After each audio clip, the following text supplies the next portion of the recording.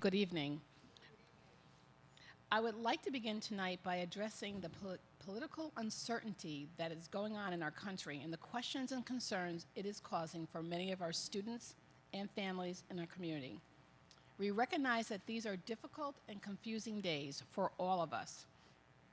Our nation's changing leadership and the sudden, almost daily shifts in philosophies and ideologies that are accompanying it have left many feeling uncertain about how the country views all of its people or whether the country cares. Many are questioning if this is the America we learned about or are learning about in school.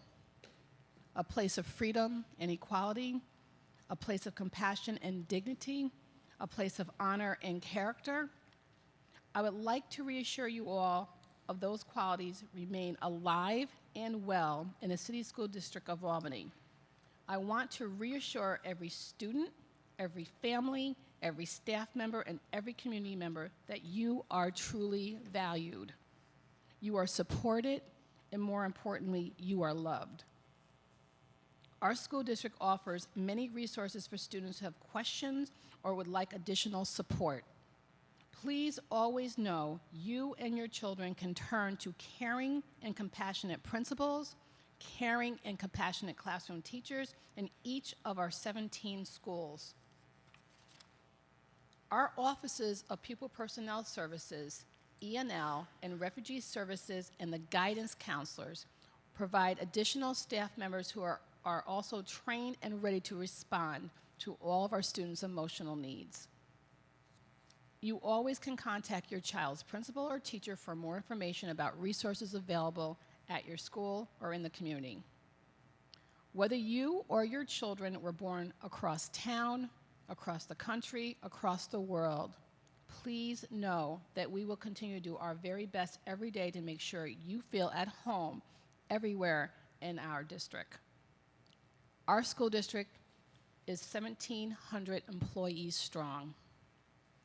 Through all of our staff resources, we will continue to nurture and support each of our 9,600 students. We will strive each and every day to provide a rich learning environments in every classroom, in every school, and give every student the support they need to succeed. We will honor the racial and ethnic backgrounds of all and every of our students, every family, and every staff member. We will celebrate all 57 languages that our students speak and every religion that they and their families choose to worship.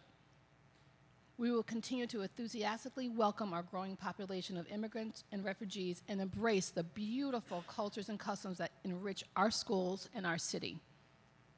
We will provide a safe, supportive school where everyone is free to grow to their fullest potential and become whoever and whatever they dream to be. No matter how national events unfold around us, in the Albany Public Schools, we continue to value and defend all of the rich diversity that makes us proud every day to serve this community. Please know that we are always there for you.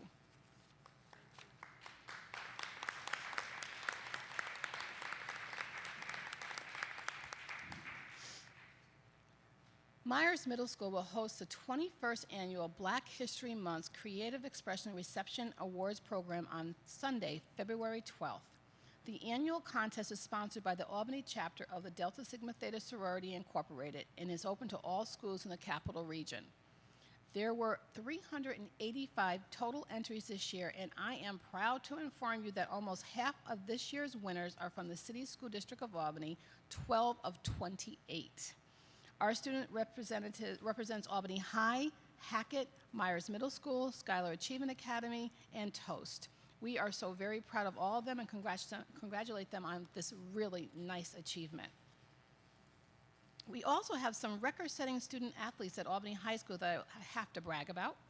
Our Falcon Sprint Relay team competed against the prestigious New Balance Games in New York City recently and set new school records in 2 events.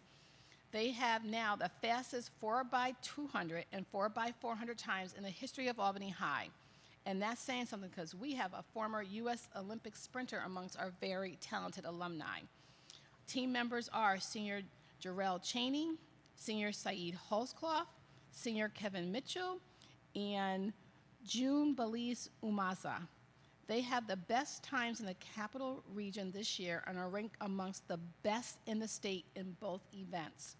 They were featured on Channel 6 earlier this week, and we are looking forward to watching them pop up even faster times as the year goes. I'm very proud. I'm a former sprinter, so I'm very, very proud. Also, I am excited to welcome two of them are very close to me, but I love all three of them, but outstanding teachers tonight's meeting. Each of these amazing women have been recognized recently for excellence in the classroom. Each of them goes up and beyond every day to serve our students. The first one, and she reminds me of Miss Vicky because she's tiny, but she's mighty, Miss Cindy Clow. Oh, yeah. Over there, she got to stand. Stand, thank you. See, she's tiny, but she's mighty. Miss Cindy Clow has been recognized as one of the top teachers in the Capital Region this year by Channel 13. She's a special education teacher, and she's just a special person, but she's a special education teacher at Myers Middle School. Her caring approach and dedication to her students is a bright example for all of her staff members to follow. So congratulations, Miss Cindy. Now, this teacher is fantastic, and she has a special place in my heart because she gets our newest students in through ENL, and that's Miss Betsy Domenico. Betsy. Thank you for standing, because I had to force Cindy to stand. No, keep standing, Betsy, so everybody can see you. She is an ENL teacher at Giffen Memorial Elementary School. She has achieved the gold standard of teaching profession. She is certified in her field through the highly prestigious National Board of Teacher Standards. This is one of the highest things, the highest degrees I want to say you can get into teaching. She is the first ENL teacher in our district to earn a national certification, but she is not the first in her family, because Betsy has a sister, Toast fourth grade teacher, Katie, is it Shanick? Shanick is also amongst the 23 National Board Certified teachers in our district. So we say congratulations. Keep that family coming, because we like this family. Thank you so much, Betsy. Thank you. And then finally, this is a very prestigious area. It's a technology teacher, but so I want Miss Melissa Hurt to stand. This is Myers technology teacher, Melissa Hurt. Is also one of our National Board Certified teachers in the district. However, Melissa's not here for that honor. She's here for another honor she just got. She has been recognized by the New York State Technology Education and Engineering Association as the Regional Teacher of the Year. So Melissa now is in the running for statewide Teacher of the Year, and if it's up to us, up to me, she already would have it. So we're putting out good feelings out there, Melissa. I would like to ask all three again to come forward, because we want you to talk about your work. So if you give us about a minute. So come on, Betsy, don't be shy. Don't be shy. Come on, Cindy. Come on, Melissa.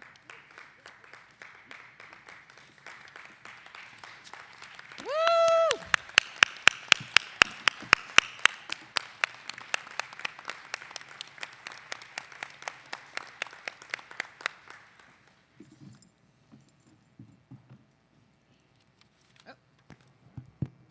Good evening.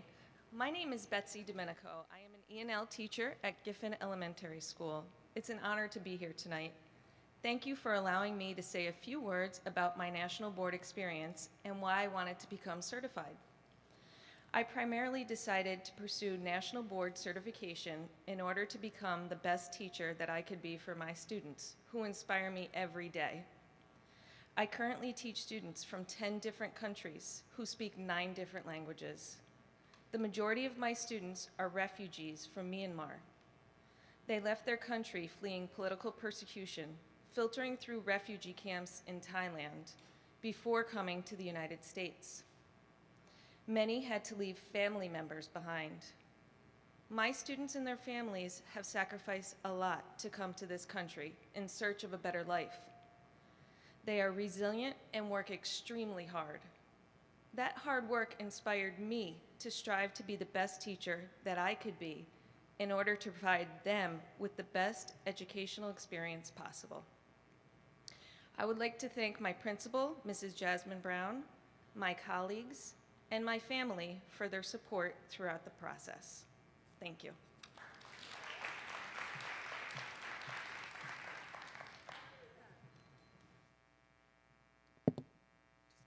And me. My name's Cindy Clow. I teach at Myers Middle School. I have a class of 11 students. I have 5 TAs. My children present with a lot of challenges and a lot of wonderful, wonderful experiences. I was nominated for a top teacher by my staff and my friends and my family. And that's how that process happens. Come on in and meet them someday. I'll just make an open invitation. Come on in and meet my kids. I have like the best class in the world. I have a little bit of Betsy's class because actually with my 11 students, we have 6 languages. I have 4 students who are refugees and immigrants also in my classroom. I work with physical therapists, occupational therapists, speech therapists, and you. So that's it. Thank you. I don't have a piece of paper.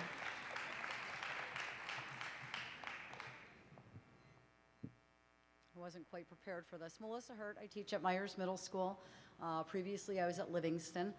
I'm very proud and honored to be nominated, well, actually got the letter today, to Regional Teacher of the Year for our New York State Technology and Engineering Association. I'm an active member in that association. I'm a district vice president. I also do presentations at many of the conferences locally. I'm presenting at the math conference coming up, so I'm just proud to be honored to be given this award. Thank you.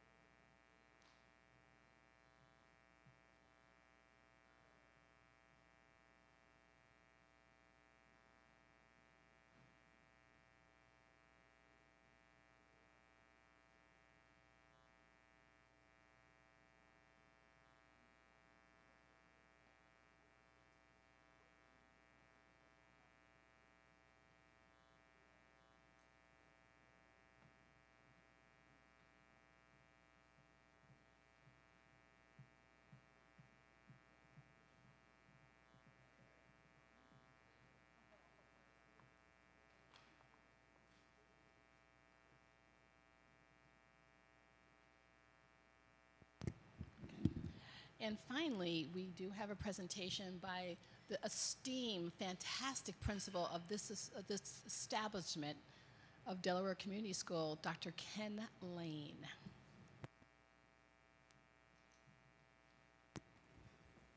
Thanks, Kim. Thank you. Welcome, everyone, to Delaware. Appreciate having you here tonight. I was told 5 minutes, and I'm going to come in at 5. Okay.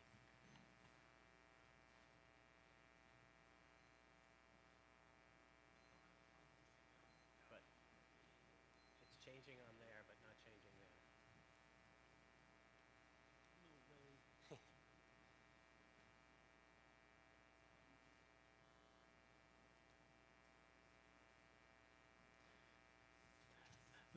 This doesn't count for my 5 minutes.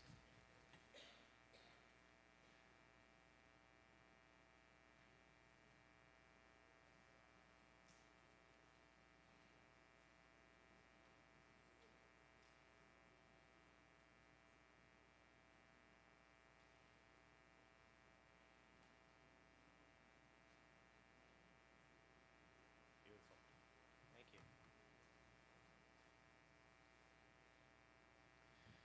So our vision here for Delaware is to create an environment that supports students in achieving their academic potential through development of self-confidence, self-discipline, and creativity. And I'll talk to that a little bit in a slide coming up. And our school's mission is the reason we're here. Proficiency. And I know it says ELA in mathematics, but it's more than that.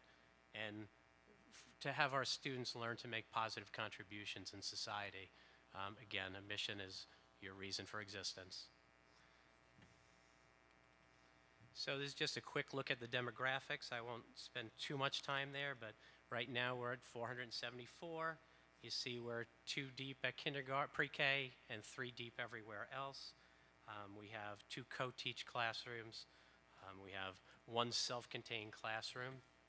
And as most people know, we are the home for the dual language program.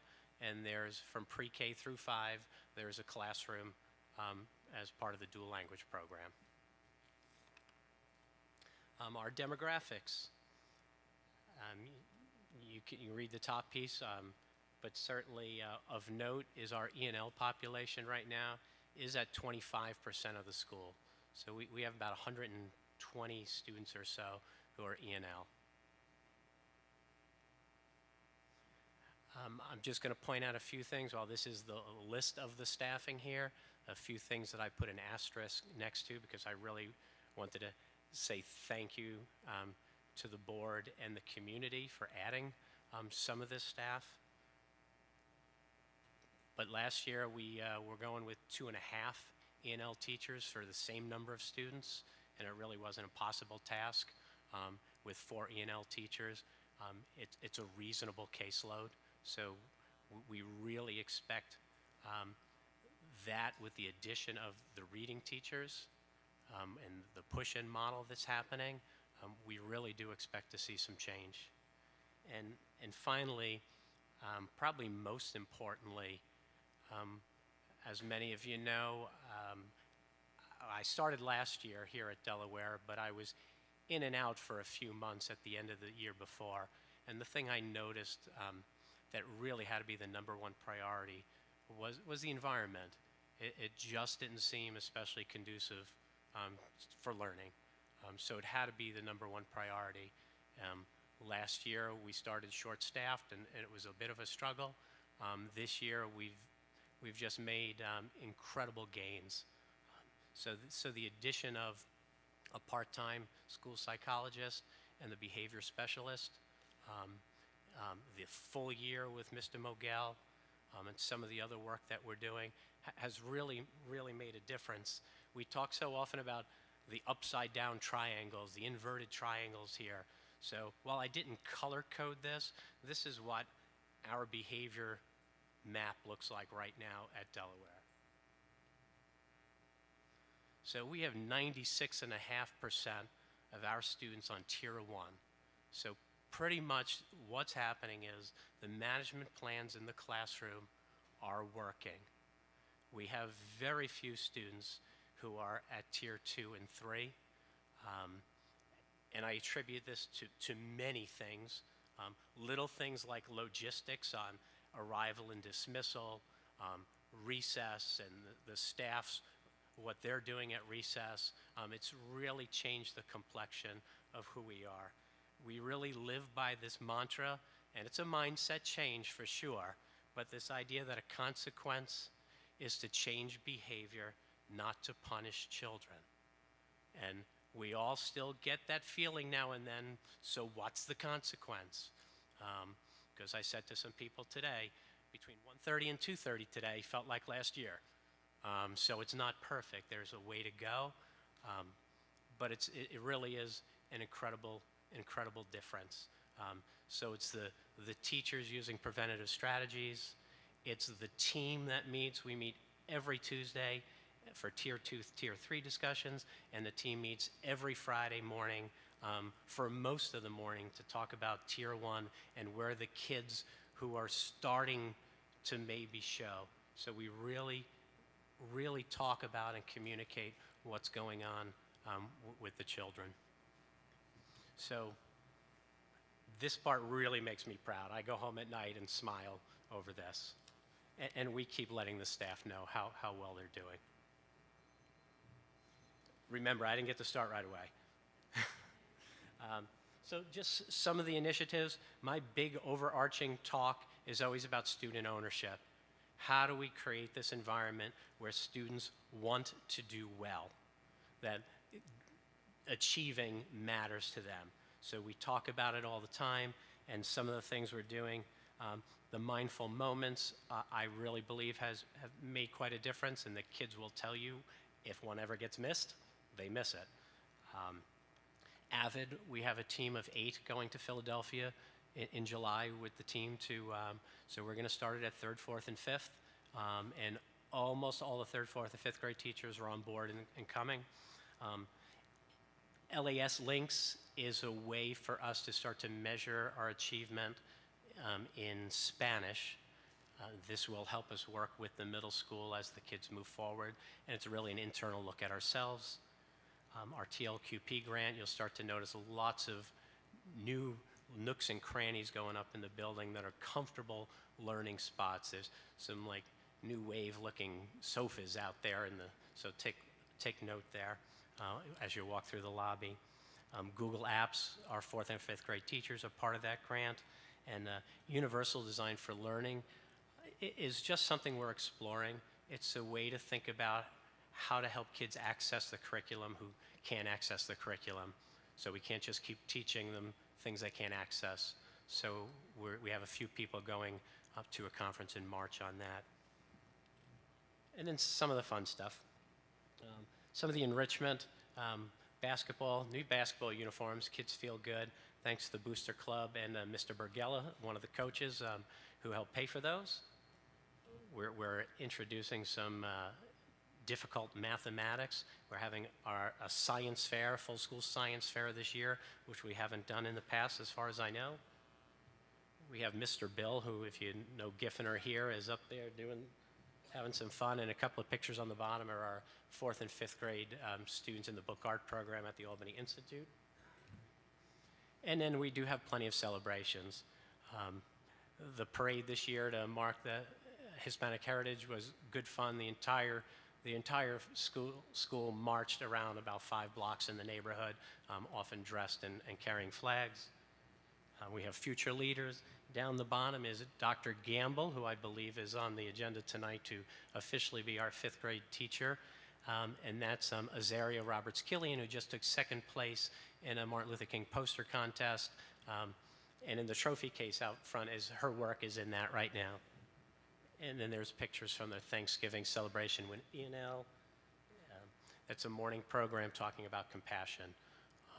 So just a glimpse of who we are. Thank you.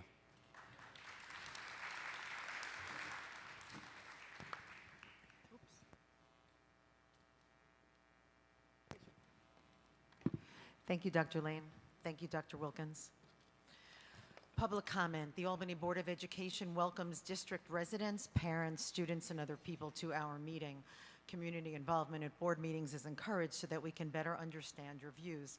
Please be aware that by law, individual student information or particular personnel issues cannot be discussed at public sessions of the board. When recognized by the board president, please state your name and city of residence. Statements are restricted to a maximum of 3 minutes, and speakers will be notified by the board president when their time has expired. We take public comment very seriously, and careful notes will be taken. However, the board generally does not respond while the meeting is in public session. Harriet Weston.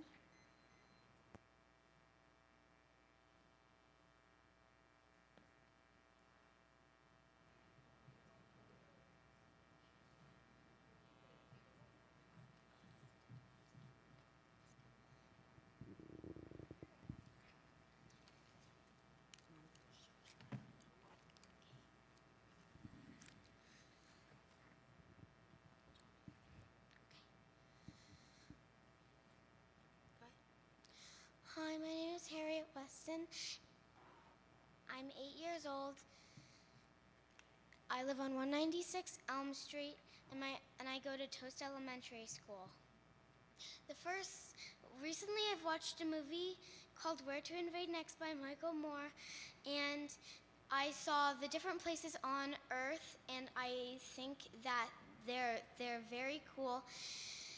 And I think some of the places we should have at our schools, and the first thing that I wanted to say is have lunch not just as eating your food, as a class of how to eat together and have manners and everything like that. And you should be eating healthy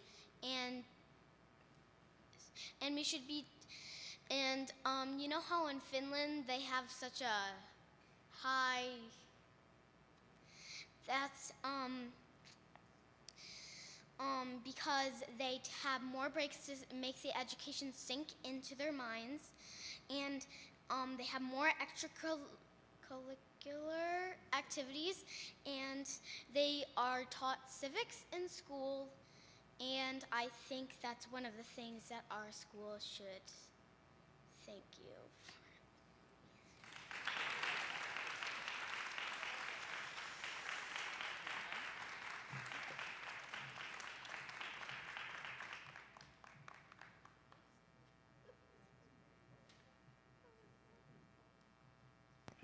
Thank you so much. In the 6 years I've been on the board, Harriet, you are the first person of 8 years of age who has chosen to come and speak at public comment. I mean, we've talked about spelling bee winners and others, but to come and share your insights and give us suggestions, thank you so, so much. And you must be very proud of her, so thank you. Freda Peretz, how you follow that is up to you. First, I'm going to go where all the cool kids go.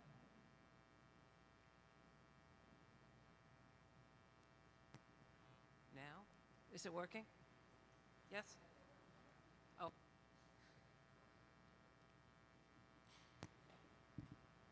This? Yes. Okay. So this is going to be quick. I just want to remind everyone that I'm still very anxious to meet about the community schools. I think that it's, I know that we want to take our time with it, and I know that we want to do it right, but I would really hope that the community could be involved as soon as possible. Second, I want to congratulate the 3 teachers. It just blows me away that we have such incredible talent, and I shouldn't be so surprised, but I want to congratulate them because they're just terrific. And last, I want to congratulate everyone for the resolution to oppose Betsy DeVos for Secretary of Education. Normally on legal documents, you know, all the whereases are boring. In this case, the whereases were phenomenal. It really identified the beauty and the strength of our students and what we stand for, and my only question is why it wasn't unanimous. So, thank you all.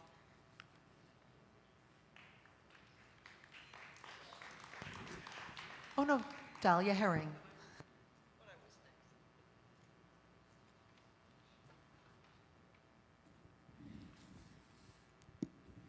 Thank you. I think the first thing I want to say is, Harriet, I saw that movie too, and you're absolutely right. That's very important. I also wanted to just commend you on the resolution, and you need to know how many people are with you on both your concern about Betsy DeVos, excuse me, and also the statement there. But I particularly want to thank the superintendent for this wonderful, wonderful letter, which brought me very close to tears. As you know, I'm on the ground watching these kids and families. They're scared, many of them, and this will go a very, very long way to assure our children and our families. 2 other things I'd like to talk about. One, it has to do with My Brother's Keeper Challenge Grant. As you know, that is a partnership between the school district and My Brothers and Sisters Keeper here in Albany. I am lucky enough to sit on the planning committee for that, and the executive director, Pedro Perez, and myself have met with Eileen Lesser and Tim Fowler, I think it was last week or so, and we had an excellent discussion. And what was particularly important, or I was interested in, since you know I'm always my hobby horse is community, community, community, is that we talked in depth about how community-based organizations can help you to recruit and reach out to parents. And we are there to do that, and we agreed that we're going to find a system in which to do it. I do think you have a strong, I know that you won't be seeing that plan officially here for a number of months, and that you are going to hear about preventative strategies today. But I wanted you to know that in the meantime, there is a strong community engagement component in each of the 3 goals, and that we're there, as I said, in partnership. I also wanted to mention that today I was able and honored to be a member of the Preventative Strategies Committee. I was the only community member as far as I know, but Tim Fowler and I talked about it, and we will figure out a way of getting more community members there. In the meantime, I was very impressed by that meeting, but I was particularly impressed by the presentation by Stephen Mogel, am I saying that right, from this wonderful school. He provided a very articulate statement of, by using resources wisely, by changing systems, by having good relationships, you can turn around a school. And I really commend you all for that. Thank you.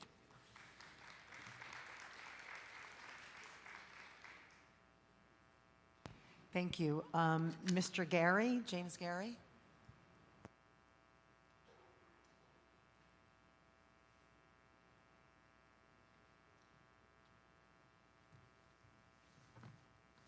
Good evening. I'm a concerned resident. My name is James Gary. Hear me? All right. I am a concerned parent, resident of the city of Albany. I had 2 daughters that graduated from Albany High School, and I have a concern that this new project that's coming in the city of Albany through Albany School District needs to have minority participation in this project. I understand it's supposed, first phase is supposed to be January 2018. I really would like to see this board, knowing that y'all have a consultant on this project, and I will be following this project to the best of my ability to make sure that minority participation, and y'all put in place a PAL for this agreement to make sure that the community, where this school and how many minorities go to this school, have participation and work on this project. We understand it's going to be an 8-year project, and y'all individuals on this board have the power to make sure that agreement is put in with their general contractor who's going to be on this project. That's my concern this evening. Thank you. Have a nice evening. Thank you, Mr. Gary. Is there anyone who did not sign up that wants to speak? Okay. Thank you very much. We're now on to number routine consent. Get there. Can I please get a motion for passage of routine consent, item number 5? Ms. Smith, seconded by Ms. Roach. Any set-asides? Seeing no set-asides, all in favor of routine consent? Oops. Oh, I didn't see his hand. Yes, Mr. Bruce. Budget transfers under 10,000.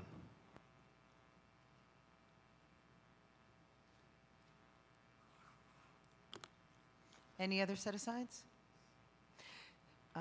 May I get a vote on the routine consent except for the set-aside of budget transfers under $10,000?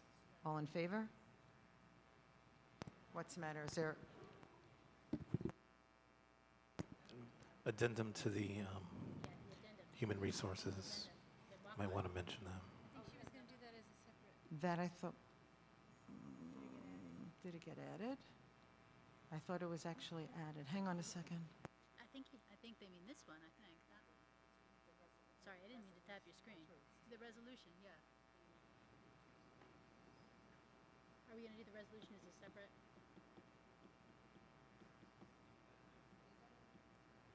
The addendum is actually in item C, Human Resources. It has both the agenda and the addendum in there, so I wasn't passing it separately. Is there some other document I'm not aware of?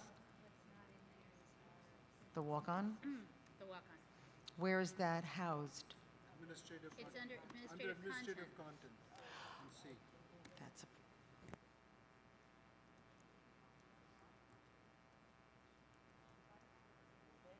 I've got it.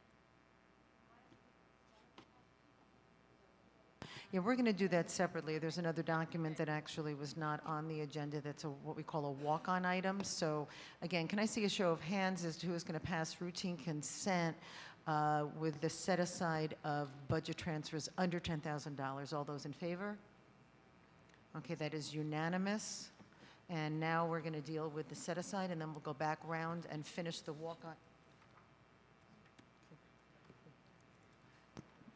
Can I get a motion to approve the budget transfers under 10,000? Mr. Bruce, seconded by Ms. Roach. Discussion. Yes, just give me one, bear with me for 1 second.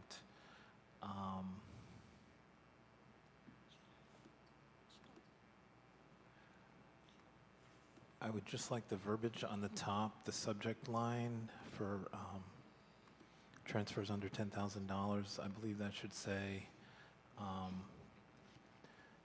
it's provided for informational purposes only, and it doesn't require board approval. Yeah, it's correct in the subject. It's the next line down says approval.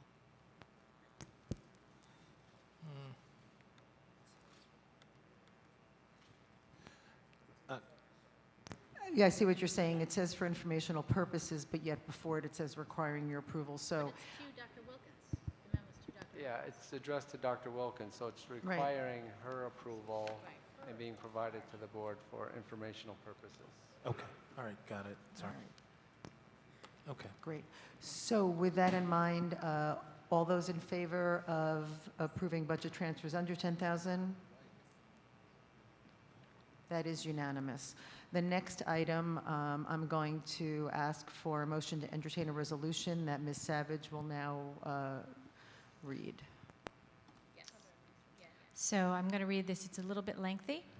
Whereas the Board of Education and the City School District of Albany is desirous of creating an administrative team for the interim middle school at 50 North Lark that consists of 2 co-principals and an assistant principal. Whereas the Board of Education recognizes the talent of existing administrators within the school district. Whereas the Board of Education of the City School District of Albany recognizes the need to have one of the co-principals designated as the principal of record for the purpose of beds, which shall be Mr. Malik Jones. It is hereby resolved that upon the recommendation of the interim superintendent of schools, Mr. Malik Jones will be voluntarily transferred to the position of co-principal of the interim middle school at 50 North Lark, effective July 1st, 2017, at the Step 2 rate, in effect on July 1st, of the middle school principal scale of the APSA contract, and is hereby further resolved that upon the recommendation of the interim superintendent of schools, Ms. Canty Antonetti will be voluntarily transferred to the position of co-principal of the interim middle school at 50 North Lark, and will continue her probationary appointment to the principal tenure area to June 30th, 2018. Can I get a second? Ms. Smith. All those in favor of the resolution?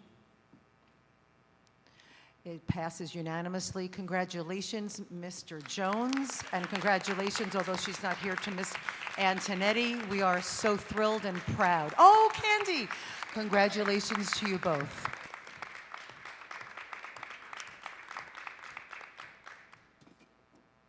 And again, thank you so very much for taking on these roles.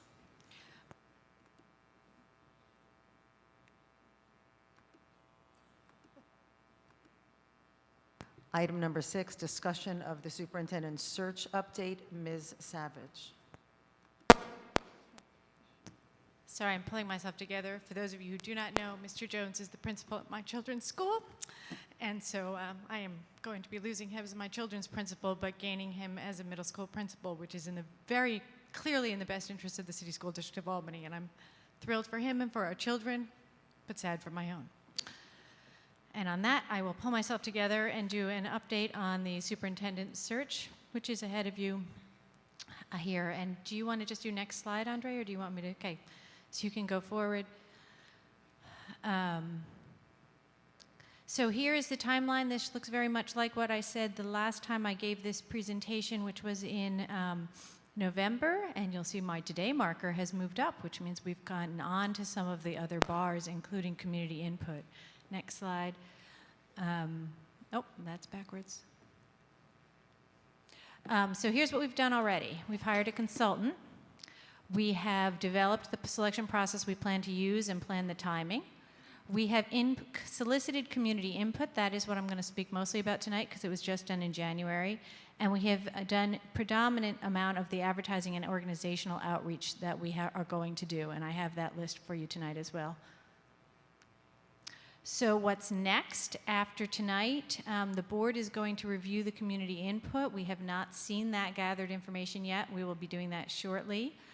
We will be developing a brochure that will share that input and the information about our district with candidates. All candidates for the position of superintendent in schools will need to submit their application no later than Friday, March 31st, and after that we will select a candidate from that pool. The critical aspect of community process is to ensure all of our stakeholders have a voice in this decision. And those stakeholders are listed here, but you see it's really a complete list. It's everyone who touches the Albany City School District. It's our students, our families, all of our community partners, both professional, both business and not-for-profit, all of our staff, both our represented staff and our non-represented staff. You can go ahead, Andre. We solicited input from those folks through 4 mechanisms during the month of January and somewhat in December. We had invitation focus groups for each area. We had a public roundtable. We had an online survey, which was open for about 2 months, and we had some individual interviews with city leaders and also district leaders. Here's a summary of who we spoke with or got input from. 234 people participated in the survey. We had 83 people attend the focus groups. 17 people were involved in one-on-one interviews for a total participation of 334 different individuals from the City School District of Albany. That information, which we're going to review at the beginning of February, will be developed into a brochure. You'll see that the one on the left is our last brochure from the last superintendent search, but it's a tradition or standard procedure in a superintendent search to have a brochure that describes the superintendent that you're looking for and the district, and it's used in recruiting candidates. In addition to the brochure, we do essentially advertising. Some of it is paid advertising. Some of these organizations provide the service at no cost, and you'll see that we did a fairly significant amount of advertising both in New York State and nationally, looking for the best possible superintendent. All of this is available online, and I'm not going to read these for you, but it's a pretty broad selection of entities. I wanted to remind everyone that, and I went over this in great detail when we started, but this is a confidential search. We are hearing over and over again from our consultants that this is a very challenging time to be soliciting for superintendents, especially urban superintendents. And that the very first question that superintendent candidates ask is it going to be a confidential search? A confidential search means that the Board of Education is involved in the selection and hiring process. And that's a difficult decision for us to make because we know that in the past sometimes Albany has involved stakeholders in that process, but the board thought long and hard about it and determined that we are doing a confidential search. And I think that's pretty much all I have for you all tonight. If you want to keep up to date, we have a special page on the district website, Superintendent Search, and there is more information there as it becomes available. The next time I expect to be back to you will be after March 31st, when we'll know how many candidates are in the pool. Thank you very much, Ms. Savage, and again, continued kudos to you for spearheading this search for us. Number 7, discussion item. Mr. Hogan, you're up. It is the 2017-2018 Budget Development First Draft. And Ms. Primero, looks like she is joining. Thank you, Steph.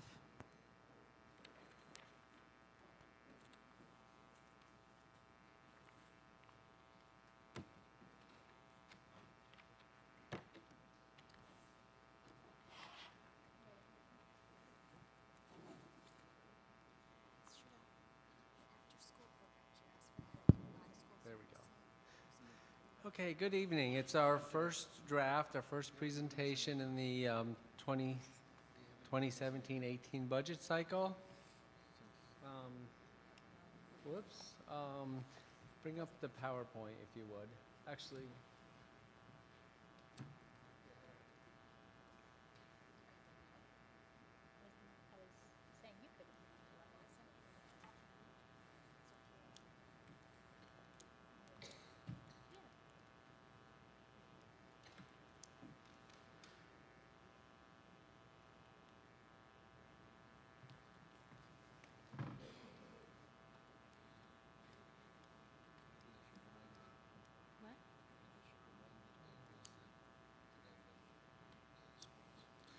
so this evening, the presentation will include displaying the budget calendar, budget priorities, some of the budget challenges we faced putting this together and we will face through this development cycle, the first draft budget, the impact of adding some of the educational priorities. There are still unknown budget variables. We'll talk about what those are. Those will be coming in over the next month or so, and the next steps. So here is the budget calendar. Essentially, we're going to be talking about the budget every couple of weeks until early April.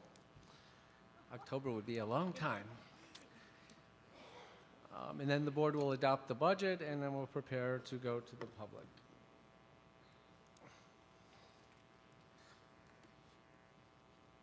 So this year, and this is pretty typical, the budget process really involves the continuation of existing programs and services. We had a new challenge this year, which is putting in place a third large interim middle school at 50 North Lark Street. So there are budget implications of that, mostly in staffing and the capital project, small capital project we had approved. Also addressing the growing ENL population is a reoccurring mandate, and a lot of growth in that area has a budget impact. Also considering the redesign of the alternative education program, which you're going to hear about that later this evening. And evaluation staffing positions coming off from grant funding. We have to go through that every year as well.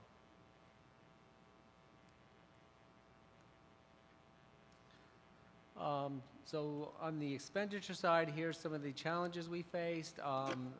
We wanted to make sure that the 50 North Lark Street school was properly staffed and had the resources that the students will need.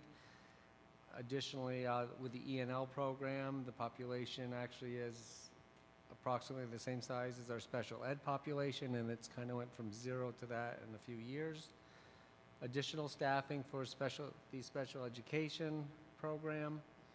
Increasing the cost of student transportation. We actually did a major rebid. We're evaluating that bid right now, but that's going to have budget implications. The need to redesign the ALC, which again, you're going to hear about that tonight. There are also, we'll be coming forward, actually I think we're going to present that next board meeting, the academic plan, which will also discuss other academic enhancements. The continuation of some of the positions that are coming up from grants, we go through each one of those and evaluate those. And health insurance costs are an annual budget issue because nationally they grows about 7% a year. And when you're dealing with state aid of 3 or 4% and tax caps of 1%, it never really adds up to 7% health insurance cost. So with that, we put all of these things together and come up with a first draft budget. And we refer to the first draft budget as a base budget. It essentially provides for meeting our mandates and also continuing all the existing services and delivering them in the form that they're currently being delivered. So the base budget represents continuing the things that we currently do, and then allowing for things like enrollment growth, and shifting of the population, et cetera. So what this shows us is that on the revenue side, we're anticipating revenues in our first draft of increasing by about 1.4%. Expenditures are projected in this budget at increasing at 2.16%. It's about a $1.8 million increase of a deficit before any tax levy. And if nothing else changed between now and April, this would require a 1.56% tax levy increase to balance the base budget.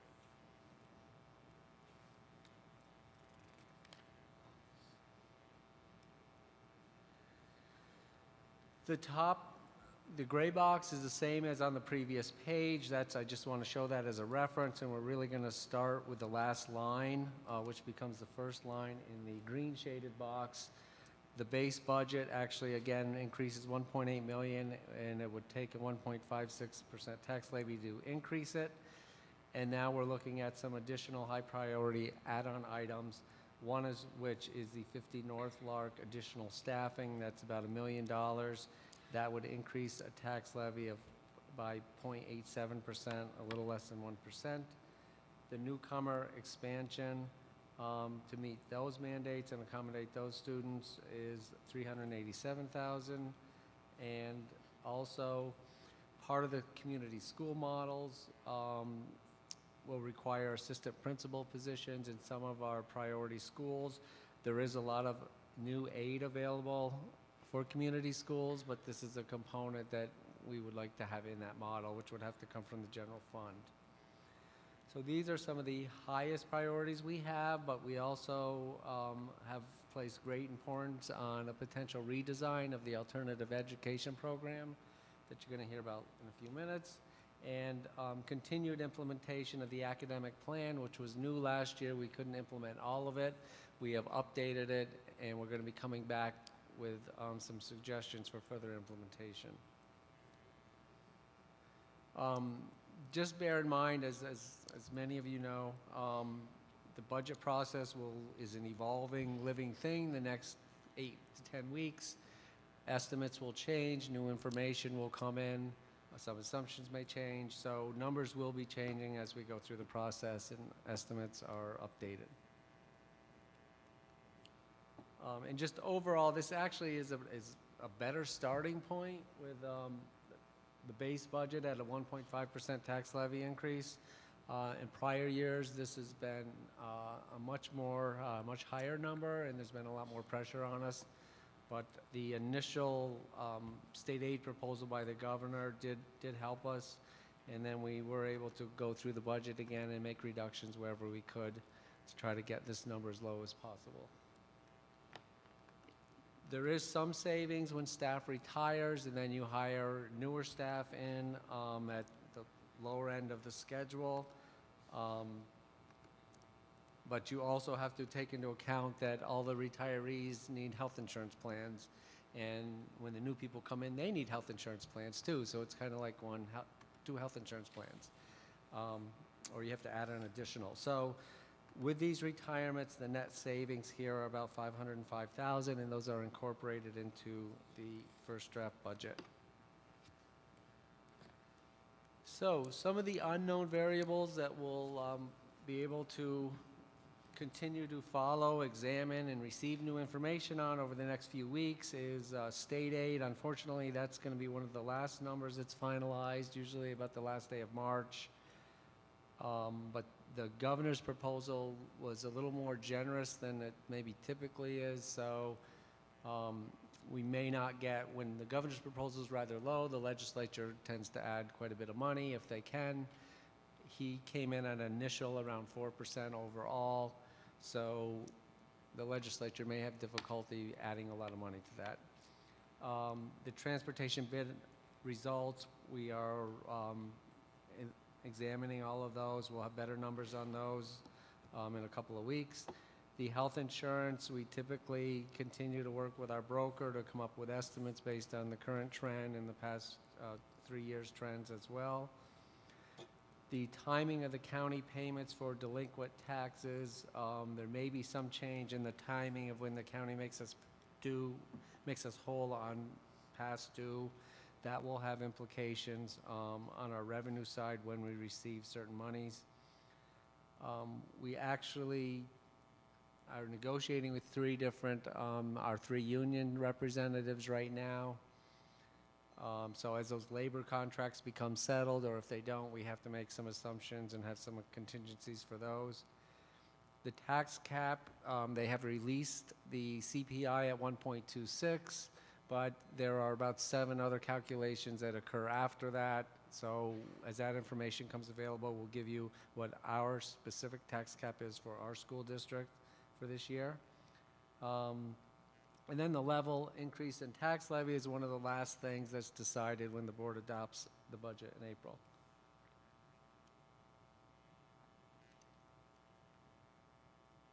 Oh.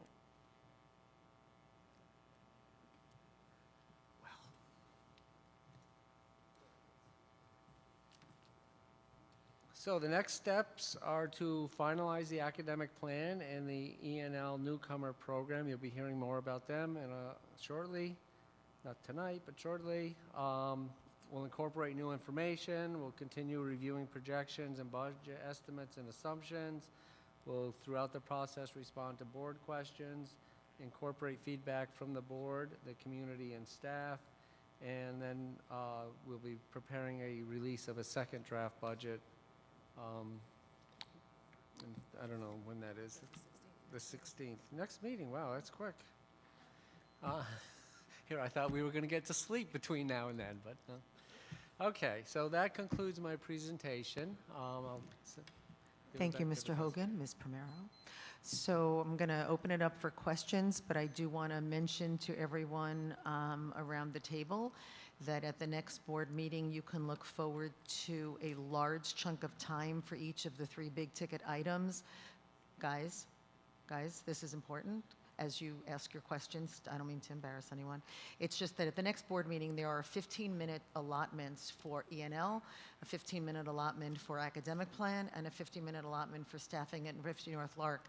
So not to squelch any questions now, but there'll be a greater presentation both in your board packets and also a greater presentation at the meeting. And so if your questions aren't really formulated, you can often wait. You can wait till then, but until such time as that, we are going to start and go around again. Please, I'm going to ask you again, please limit yourself to 1 question, not 1 with 14 follow-ups, and I will come back around again because we are doing well on time, and we'll start with you, Mr. Chator. No questions. Ms. Roach.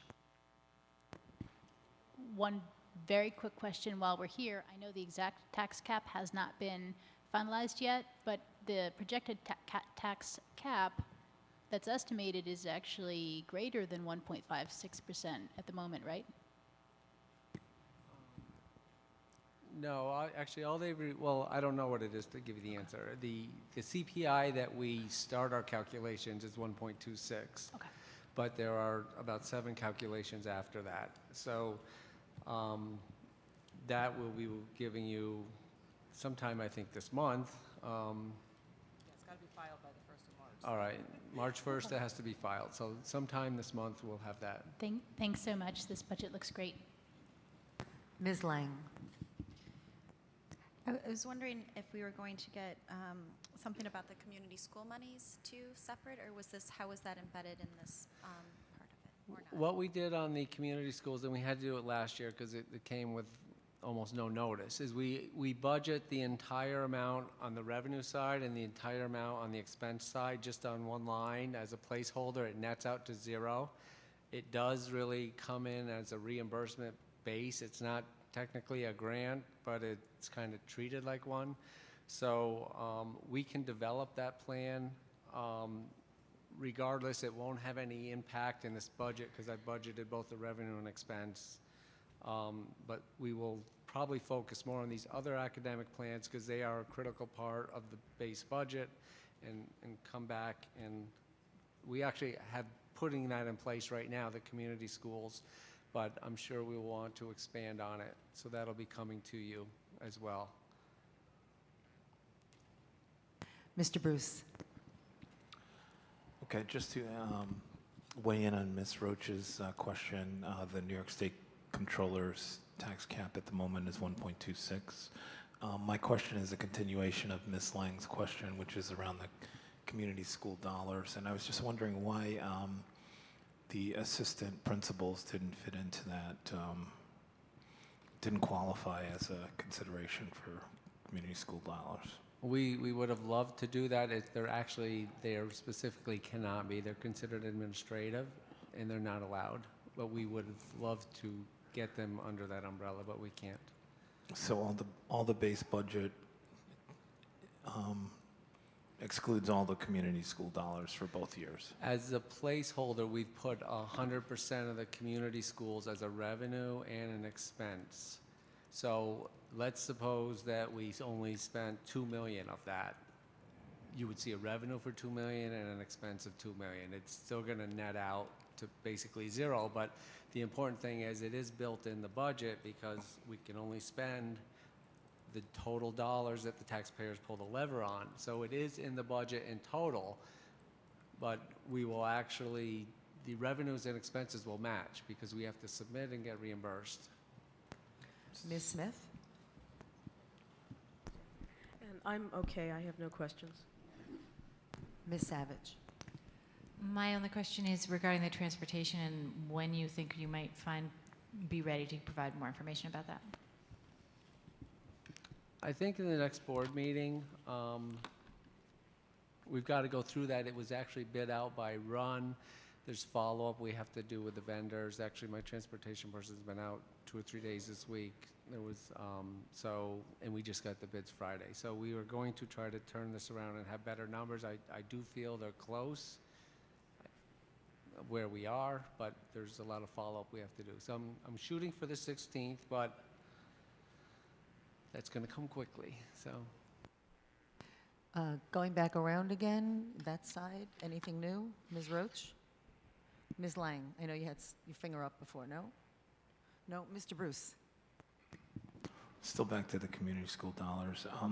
So they appear as their separate numbers in 16, 17, and 17, 18 on both sides of the balance sheet, essentially. But how do we know, like, how much was used in 16, 17, or how much we plan to use in 17, 18? For the sake of passing the budget, it's not going to matter because the budget won't change, but we will give you an educational plan. But what we're trying to do in terms of priority is the other high priority items we have are going to have a direct impact on the general fund budget and potentially the tax levy. So we're trying to get those sorted out. We will give you a plan. The community plan exists. It just needs to be updated. And actually, we started implementing, I think they've already started hiring for that and implementing. But we won't spend, our initial plan for this year was about 1.6 million. But if you start implementing in February, hiring staff and all of that, you know, you're not going to spend anywhere near 1.6 million this year. Next year's plan would be to expand on the $1.6 million plan. So that's where we are with that. Okay, I got it. So more information to come. All right, thank you. I think, yeah, we'll definitely bring you a plan maybe on that, and it'll be sometime between now and April, but I think the other things we have to, in terms of doing things in order, we need to flush these other things out because they will change the budget totals. Ms. Smith? Just one question. Do you have any information about any possible changes to E-rate? I don't. We actually do use, and technology actually works directly with E-rate, but we do use a firm. I actually used them in my last district that's really good on Long Island. That's all they do. They're E-rate specialists and help us. So we get a lot of our stuff from them. There are some limitations with E-rate. Certain buildings sometimes, or it has to be there so many years, or you can't go back. We can actually, if you like, Kent Baker leads that. We could get maybe in the SBU some type of update if you wanted to. He'll thank me later. Yeah, I only asked just because it was just I had a meeting today about it, and it was affecting some of my schools, and so Okay. that's all. Ms. Lang? Thank you. I kind of want to follow up. I just want to say that we should have a follow-up for the meeting that we had with the governor's office regarding the community school money changes and how that is going to, the languages changes regarding ENL funding. Okay. Okay, anybody else? No? All right, thank you, Mr. Hogan, Ms. Primero, I really appreciate it. Thank you guys so much. And now, without further ado, alternative education programs, which I think is our new, even though it says ALC on here, I'm going to go with what I see has been written about as the alternative education program presentation.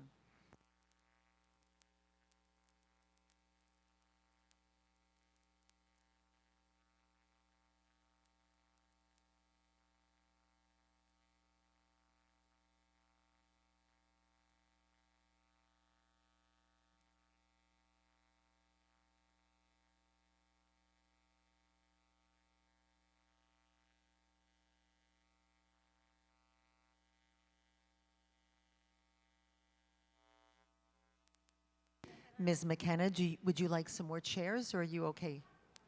They can bring chairs around. They can bring chairs around the table, please. Oh, Andre's doing it. Oh my goodness, awesome! This is what we do with an extra 20 minutes of time.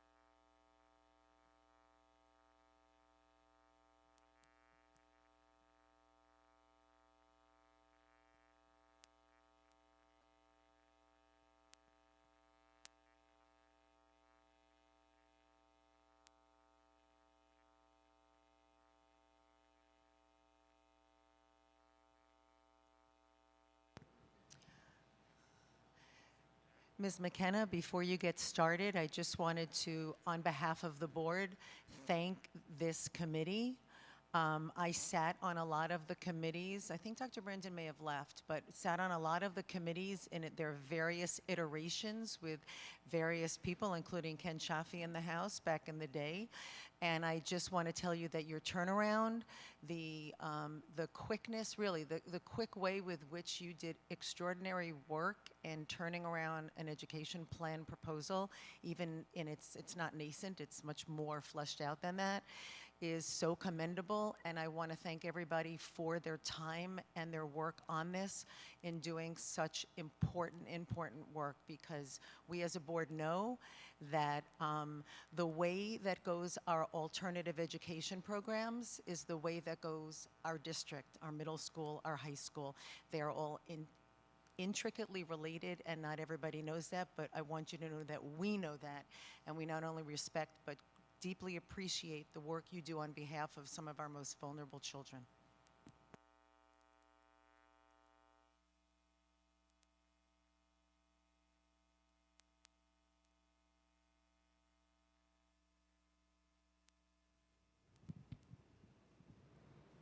Come on, I'm live. Thank you for your kind comments.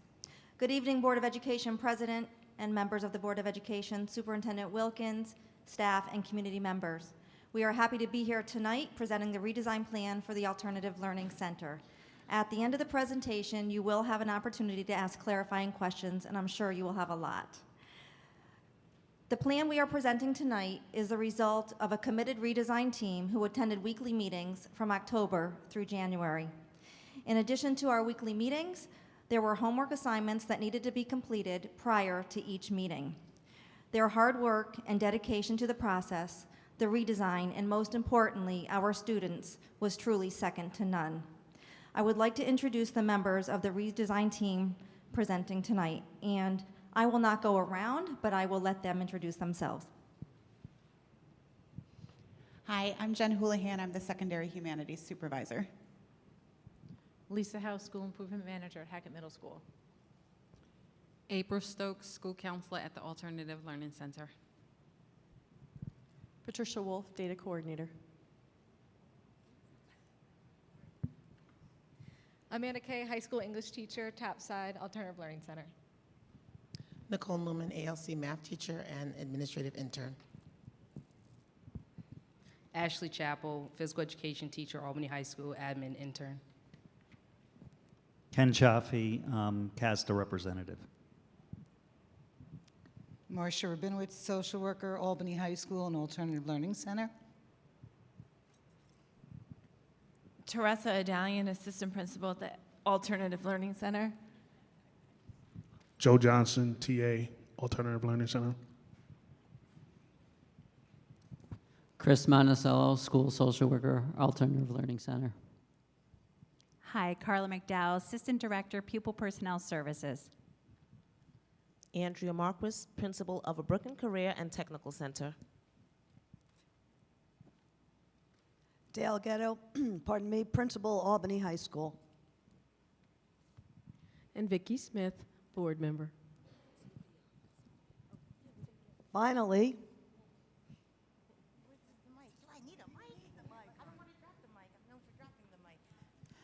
Sophia Newell, I'm the proud principal of the Alternative Learning Center. I just want to say, I just echo what you said earlier in regards to Lori's leadership. This was a steadfast approach, very aggressive, but she helped us to really get the work done. So I just want to say thank you to her.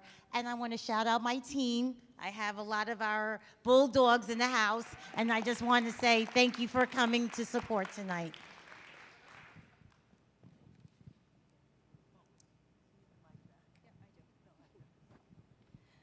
So before we get started, I would like to, on behalf of, I think, the central office and Dr. Wilkins, thank the entire redesign team for their commitment to the work. How about a round of applause for the redesign team? There are some folks missing tonight from our redesign team. I won't go over, see if I can, there we go. It was really important that we had a team that was representative of all stakeholder groups. We needed to get the redesign plan right, and the only way that we could get it right is if we had representation from all stakeholder groups. I should note that Karen Beckdahl over in the side of the room was also on the team, as well as a parent and a student, and Eileen Leffler. The parent and student, I don't believe are here tonight, but we did have parent and a student representative on the committee as well. The team was dedicated to the process and worked tirelessly to follow the charge and develop a plan to meet the needs of all of our students, and you'll see that throughout the presentation tonight. We knew through the research and program reviews that we had the components of a successful alternative learning center already, but we also knew there were some holes. The redesign process allowed us to look at existing structures, components of the program, and student need, and redesign it in order to ensure that the program and staffing structures met the needs of all of our students and families. Before the redesign team met, a very focused charge was developed to guide our work. The charge outlined what we needed to complete each week. Each meeting had a clear focus, and we knew what needed to be done by the conclusion of each meeting. The focus of for each meeting was developed through the necessary components of the redesign plan we needed to include at the end of this process, and I know you have all seen it. While we tried to maintain fidelity to the timeline, there were nights where we didn't complete the tasks, but we didn't get discouraged. This meant that in order to stay the course and meet our targeted timeline, we had to complete homework and catch up at the next meeting. I am happy to report we met our deadlines and the work was completed as planned. Each component below, from the mission, vision, and belief statements to program descriptions, made up our weekly agendas. Our work and the pillars of our redesign plan outlined in our charge was clearly supported by the research, as you will see.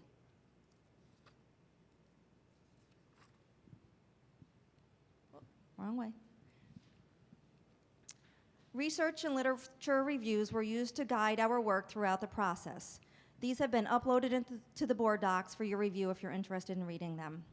What we noticed from the research and the reviews was that we had most of the right components needed to provide students with alternatives to their traditional educational experiences. We just needed to pull it together into a comprehensive plan and support the plan with additional resources for these programs. A few examples from the research that you will see embedded in our redesign plan.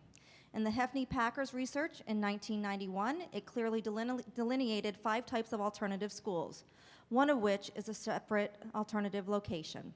This separate physical location from the traditional schools, the school provides students with different academic and special programs. Our redesign plan provides this. In the Franklin, Streeter, Kim, and Tripodi review in 2007, the research showed that students who drop out of high school are academically capable and would finish high school if given the right type of educational environments and choices. The ALC redesign services the entire student and provides them with the options, and you'll see this throughout the redesign plan. In addition, the Urban Institute research in July of 2003 cited types of alternative education programs. This is based on Raywood's research. As we went through the process, we looked at the work of Raywood and categorized our programs to ensure that our plan addressed the needs of our students.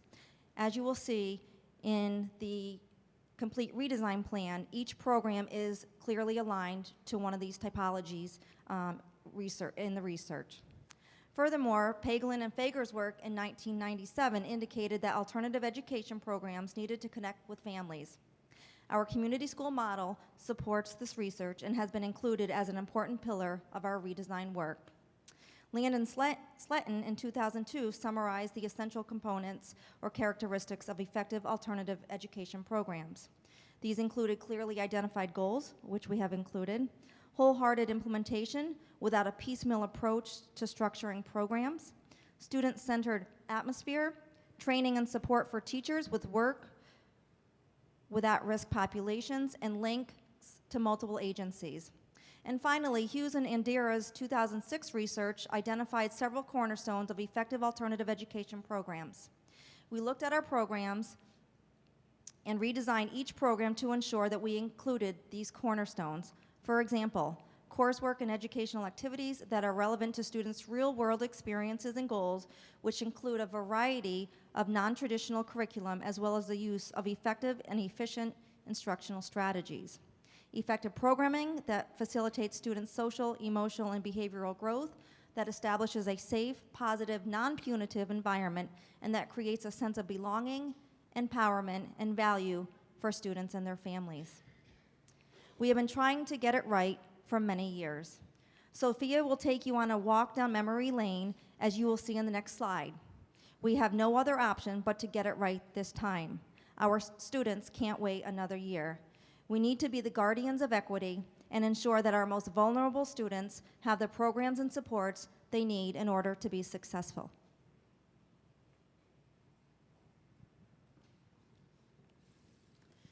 As Ms. Adler already has addressed, we have gone through this process several times, but this time is quite different. So let's go back to how did we get there? The current data shows that the structure that we have at the ALC is not working. And later on, Trish will share with you some data in regards to why it's not working. The ALC was never adequately designed to meet all the needs of our students. And that is something that we're going to address through the redesign. Insufficient level of staffing, we already know that has been a current issue. And in the past, many students and as well as staff have been placed at the ALC for, we know, for some reasons that were not desirable.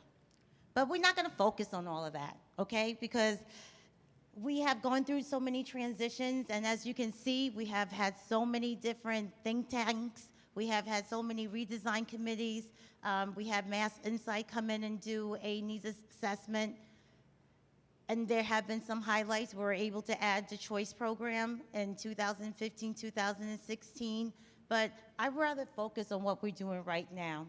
This work that we did is very important. We were able to use fresh eyes, new leadership, to help guide us to where we are right now. So we're not going to focus on the past. We're just going to move into the future.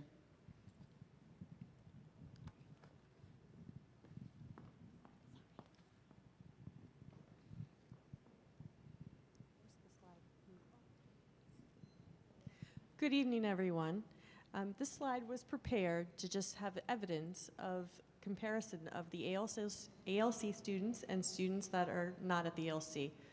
As you can see, I've divided it into behavior, testing, and academics.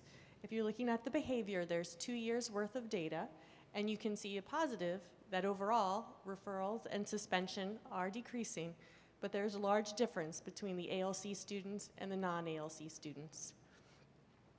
Similarly, in the testing area, I've prepared the NWEA, which is the fall benchmark, to compare the two, and then the previous year's New York State exams. I know there were some questions about the exams, and the idea was just to boil it down to a single number so you could see which students were proficient and not proficient in the different areas. And then lastly, the academics was Q1 and how those students were faring in comparison to non-ALC students. I think this slide greatly demonstrates the need, that the redesign was a necessary step. Thank you.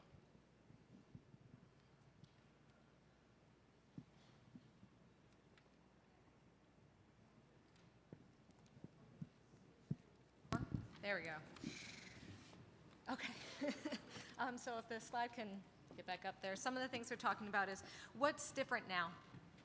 I don't think a lot of people realize that many of our colleagues actually have, well, I guess I'll wait till we get back there so you can actually see what I'm speaking about.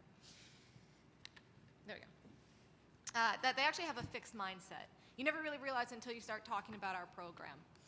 I can't tell you how many conversations I've had where someone will say, you know, our kids are growing so much. I mean, well, your kids are different, though. Your kids, they've always had problems. They always will have problems, and that's just how it is. And I don't really believe that, and no one sitting here really does either. So one of the primary differences is having that growth mindset. We know that we can't fix where they have come from, and they're going to continue going home to that. But by being able to offer proactive approaches and individualized plans and opportunities for the students, we can help them achieve that growth mindset. And by being able to have that professional development that's specifically geared for our staff, which we absolutely need. I mean, we are in the trenches every day, and we need our own special PD as well. We need our own individualized plans, and we need to increase the growth mindset for the staff as well. So we definitely want to be able to offer those supports for the staff and the students so that we can increase the communication through all channels so that all of our programs can be successful. So this should look familiar. These are the pillars of the redesign plan that were outlined in the charge earlier on. These are the components that were the driving force behind our work over the last several months. And you may ask, how did you choose these pillars? Through the recommendations outlined in the CASDA report from June of 2016 and a review of the research, we identified what we needed to include in the plan to ensure success. In the next few slides, you will learn about the redesign components. And again, this is an overview of the redesign plan that was provided to you last week and has been uploaded to the board docs. Our first pillar was a new name for the ALC. The CASDA report indicated the phrase alternative learning connotes negativity, limited abilities, and discipline issues. So the recommendation in the report was to consider a new name for the building. Just as the Choice program has a positive connotation to its name, a new name for the Alternative Learning Center could help create a more positive perspective for the program. Amanda will take you through that process. Okay, so originally we asked the students to consider individuals that have had a local, national, or international impact. So anybody who has been proponents of alternative education or inspiring in some other way. So while some students followed that path, they're alternative for a reason. So a lot of students sat there and said, well, what about this name? And they came up with names that were more symbolic to them, to their classmates, and things that they felt were a better representation of the building. They themselves have a negative feelings towards the name ALC, and they see that when new people come through. So I had to adapt the process and the rubric many times. In fact, I don't even have a finalized rubric with how many different directions they wanted to take. And then I sent out an electronic survey to the staff asking for their input and for the students' input as well, which definitely needs, there's more discussion and collaboration that will have to occur with that. And even though I know we want to keep this succinct, just looking at what the students' actual opinions are, we have that one of our students said that sometimes Alternative Learning Center is not always a positive look on a college application or even a job application, and that when children are sent to TOPS from Albany High, they're failing, but once they come to ALC, their grades jump from low to high if you do what you're supposed to do. So one of my favorites, and one of our favorites, I think, one of our students said that when you hear alternative schools, you never really think about the good that some kids still have in them. I think they should change the name of the ALC because there's always more to a story. Some kids' situation at home could be the cause of their behavior or actions. I feel like another name would be better than the ALC because the name is more acceptable. I feel it would at least make a person who's upset to be in the ALC feel better about themselves. It would not only be a good image, it would show it's a school who wants to help and support children. I think this is also a good outlook for our parents.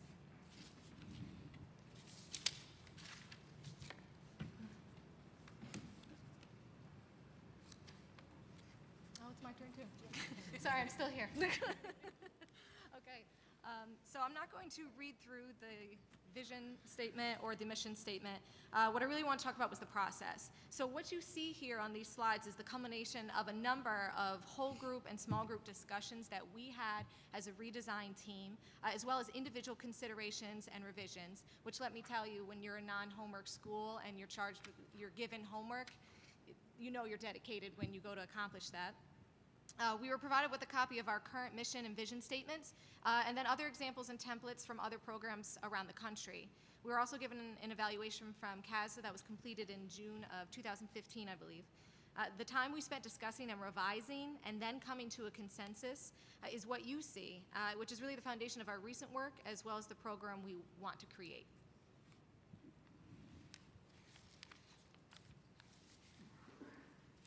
You heard Amanda reference in our mission, vision, and belief statements, or you read up here, keywords such as emotional and social development, learning opportunities, community and family relationships, and partnerships, all key components of the community school model and one of our pillars. About a month ago, Michelle Bridgewater presented our community school plan to the Board of Education, so this should look somewhat familiar to you as well. Since the ALC was identified as a community school, it was important to include this in our redesign work, since our overall goal is to improve student learning, establish strong family partnerships, and healthier communities, all part of the community school model and reflected in our newly developed mission, vision, and belief statements. The staffing structure is critical to the success of the community school model. This includes the principal, assistant principal, homeschool coordinator, and the community school coordinator. 3 out of those 4 positions are in place, and we are getting ready to embark on the community school coordinator interviews. We are hopeful to have this person in place within the next month. The 3 main components of the community school model have been incorporated into the plan, and they include providing extended learning time opportunities for our students, linking services for students and families, and establishing partnerships within the community. The needs assessment is critical to determining what the other components will look like, and that also will be included in phase 2 of our redesign work. Our programs were redesigned to ensure that the components of the community school model, the mission, vision, and belief statements were reflected in each program as a whole. While we won't describe every detail during tonight's presentation, you can certainly read about it in the entire plan, which again has been uploaded into board docs. So I will turn it over to the folks presenting the middle school options first.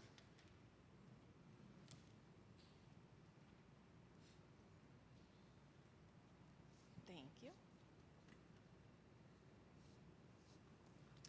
Under the current middle school design, students come to the ALC on what we call a slot. So students come from the different middle schools in the school district, and currently they are coming to the ALC because they have intense behavioral needs. Many of them are unavailable for learning.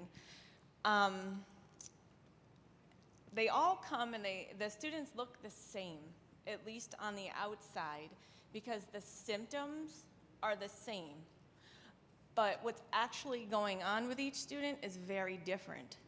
So currently, when the students come, you're either in a 7th grade class or an 8th grade class. It doesn't allow us to break up the students based on needs. And the needs are very different. So under the new model, it would allow us to separate out students, because some students are coming because there's untreated mental health issues. Some students are coming because their academics are not where they need to be. And some students are coming because there's trauma. There's things that are going on that are affecting their lives every day. But when you look at them as a whole, it's a student who's acting out. But when you start to peel the layers back, you start to understand that, okay, this student needs A, this student needs B, and this student needs C. Currently, we have one social worker for all of the middle schoolers, which has been a great challenge, because every student that we serve requires case management, requires a family connection, requires a community connection. And although we've been able to move some students this year and get those outside services in place, one person can't do that. So it's been a slow, steady process, but we're doing it. And that is the reason why in the redesign, we've asked for a second social worker, because the social worker is not just counseling students. He is hooking up students with services. He is pushing into classrooms and teaching social skills groups. He is managing crisis on the spot, and he is trying to do preventative strategies with students as well. Next time you're angry, you need to do A, B, C.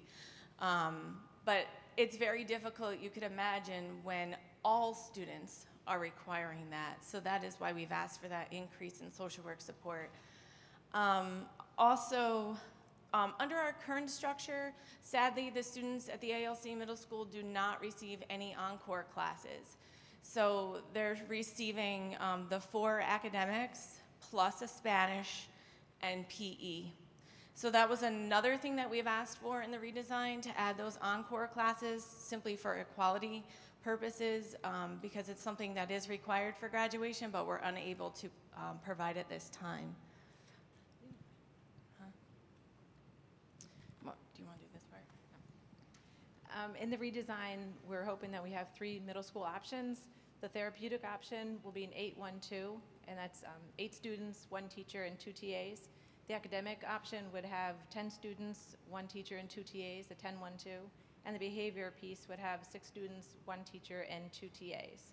This redesign will also include the intake and exit criteria for our students for middle school.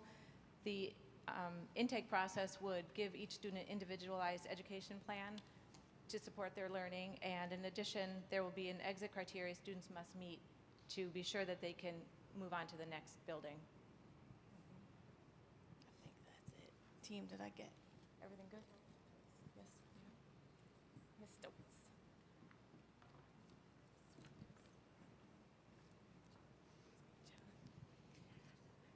Hello. The second component of our redesign is what we are currently calling the Choice Program. It is our accelerated credit recovery option.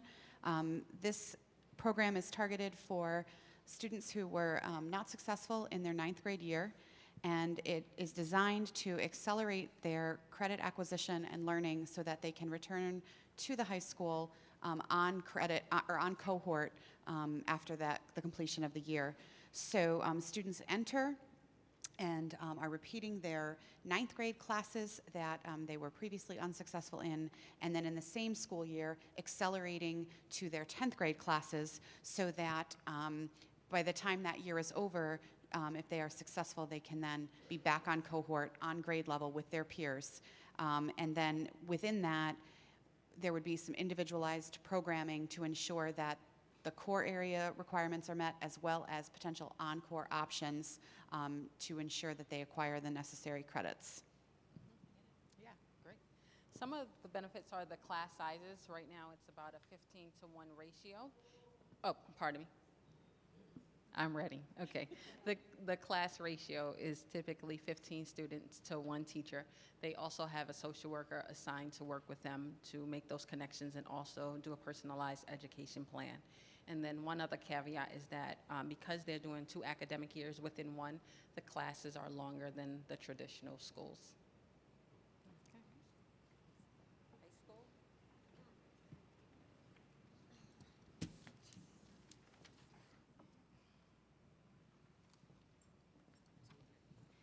Okay, for our other high school program, we are proposing a phase-up program approach. Our program currently seats discipline, transition, and Albany High alternative placement or SLOT kids, as you heard earlier tonight, in the same classroom next to one another, which can be problematic because they certainly have different needs. We are limited in the number of course offerings like some of the middle school as well. And so we only can offer core classes, PE, art, and then some APEX classes at the current. So our new program will have 3 phases. Phase 1A, students who have had a code of conduct violation could be placed there. By the way, I think someone mentioned earlier, if not, they will mention that a district-wide committee will be created so that students, before they're placed in any of these programs, will be reviewed and be placed in the program that's most appropriate for them and not just say, we don't want them anymore, or they're yours. So it will be really planned out why they're going to wherever they're going. So a student will be assigned to this particular program, Phase 1A, if they've had a code of conduct violation. The student-to-teacher ratio would be 7-to-1. The start time would be 3 to 6, and it would be 15 students in this program. The Phase 1B, so someone who's in Phase 1A could be referred to Phase 1 or 1B. These students are transitioning out of the lower phase or could be transitioned there right from their former school. The student-to-teacher ratio would be 7-to-1. The start time would be at noon, and they would end at 3 o'clock. Again, 15 students in this program. So it's kind of an abbreviated day. We do have some students now who just can't do a full day. And so, we end up augmenting their schedule over and over and over again until eventually they're at a half a day anyway. So we figured we'd try to address that on the front end as opposed to the back end. And then Phase 2, students needing a smaller learning community, so they haven't had a discipline issue. They just need a smaller place to be successful. These classes will be 10-1-1. And the start time would be the traditional day, 8 to 3. And there would be 60 students in this program. All right. Anything else? I think that's it.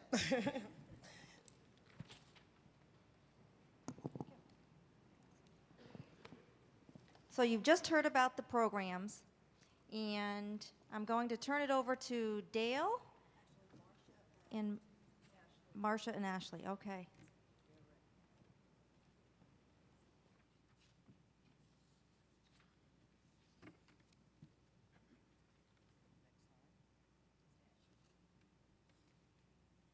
So we wanted to get back to the extended learning time, which is an essential component of the community school model.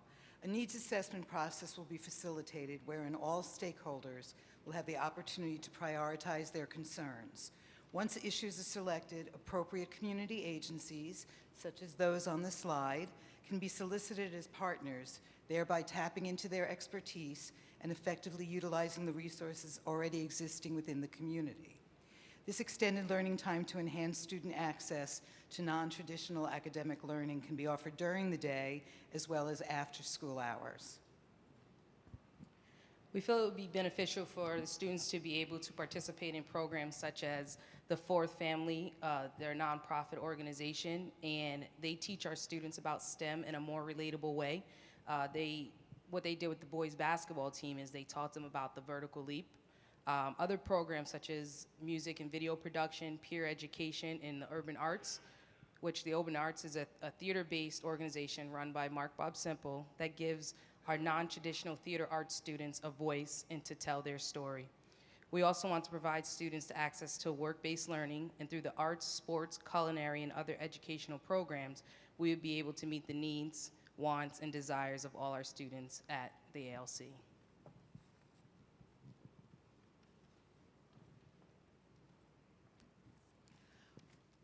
Well, as a school counselor of the building, I'm so excited about the sample schedules. What you have up here is a mock schedule for middle school. And again, someone had mentioned the addition of art, music, facts, and technology. Embedded in the schedules, you will find that students will have an alternate work location. So if there's a time where they need a timeout or something isn't working in the school, it's just an alternative to trying to send them home or giving them that moment before they come back. PBIS will be a major component threaded throughout the school building, the positive behaviors and supports. And each day there will be an earn time embedded as well. So students, depending on their day and point sheets, would have immediate rewards. Moving to the second one is high school. And with high school, we will now be pairing with a Brooklyn Career Academy. So the students at the high school level will have the option of CTE. There'll be a total of 30 slots held in culinary and construction for the students. We will also be adding computers and lifespan study psychology. So the goal essentially was to try to come up with at least 4 different pathways for the students. One would be business, one could be culinary, one could be construction, and the other one could be the psychology and lifespan. So in their day, they would be earning more credits than they currently are and getting the CTE, and we would build in advisory as well. Thank you, April. I think it's important to note that the students at the Alternative Learning Center will have equal access to career pathways similar to the students at the Albany High School proper. The undercredited accelerated program is a program where students who may not earn all their credits in 9th grade go there by choice and then go into the accelerated program and return on cohort. That's the ultimate goal of that program. We do take second-time 9th graders there if we have to, but again, accelerate and return and build success. There'll be opportunities to earn up to 10 credits. PBIS as well as an advisory period are part of that as well.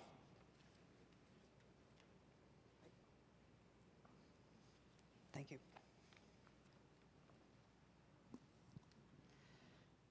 So the next slide is dealing in regards to staffing. And so with all of the new not new programs, but enhanced programs, there are some staffing implications that we are going to briefly point out right now. All the highlighted areas are where we're looking for staff increase, primarily to make sure that there's equity. I think that's a key word in this whole conversation, is equity. Middle school students are not having the opportunity to take all of the electives that the other middle schools are currently provided. The same thing with the high school students. So the staff increase is to make sure that there's equity and the students are getting what they need. Do I need to go through each line? Okay. But I just want to mention the situation. I just want to point out the hall monitors. That is a direct impact due to our move to 395 Elk Street, and I believe Mr. Grogan already has addressed that. One of the biggest increases we have asked for was the additional teaching assistants for the middle school program. And currently, we are doing a lot of things in the middle school for preventatives, and it requires a lot of hands because all of the students require the interventions. It's not just 1 or 2 students. And we do share a psychologist for the whole building and a behavior specialist for the whole building. So the students require breaks, they require sensory, they require a lot of interventions, and even in the classroom, they need someone there refocusing them, getting them on task, keeping them in their seat, and frankly, asking them how they're feeling, if there's anything that they need, and really just taking care of them. So that is why we have asked for that increase in the support, because it's very difficult for students to learn when the environment's not right. And their needs not being met.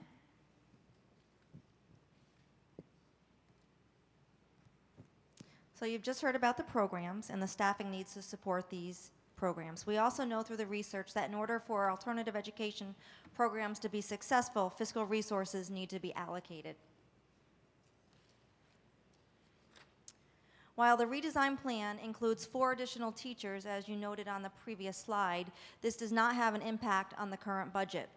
Through the scheduling efficiencies and reallocation of existing resources at Albany High School for the 2017-18 school year, we are able to shift the FTEs to support the redesign plan. This will ensure that students have the mandated courses in family and consumer sciences, technology, music, and art. The social worker. This is that Teresa and Sophia mentioned. This is an additional social worker through the Community Schools Foundation aid and will not impact the general fund budget, but a critical piece to the redesign plan. There are also 6 hall monitors included in this budget. While this is an increase, this is not a result of the ALC redesign plan. This is a result of the ALC moving from 50 North Lark to Elk Street and the unique design of the building. This is a cost of approximately $316,000. We did have Jack Grogan, the Director of Security on the redesign team, and he also sketched out the layout of Elk Street, West Hill Middle School on Elk Street, and he determined that in order to adequately staff with hall monitors, we needed an additional 6 from what we currently have. The biggest impact on the budget is, again, the 6 teaching assistants. This is an increase as a result of the redesign plan. This is to support the redesign of the middle school component specifically, and this is a cost of $291,000. The instructional resources does not have direct impact on the budget. The per pupil allocation for each of our students will follow each student from their home school to the Alternative Learning Center. Again, the money follows the student. Transportation, again, no additional cost to the general fund. There are existing bus runs to the CTE at a Brooklyn school, so we will take advantage of those and no impact. Field trips, again, we will use the per pupil allocation, I'm getting tired, from the instructional resources allocation to cover the field trips that will be required or needed in an extended learning time opportunity. Technology, we do recognize that we do need technology. A needs assessment on current technology at the 50 North Lark and West Hill will determine what will stay, what will go, and what is still needed. It is our belief that there is existing technology to support our plan and no additional technology will be needed, but we can't be certain on that. We are working with Kent Baker and his team to determine the needs.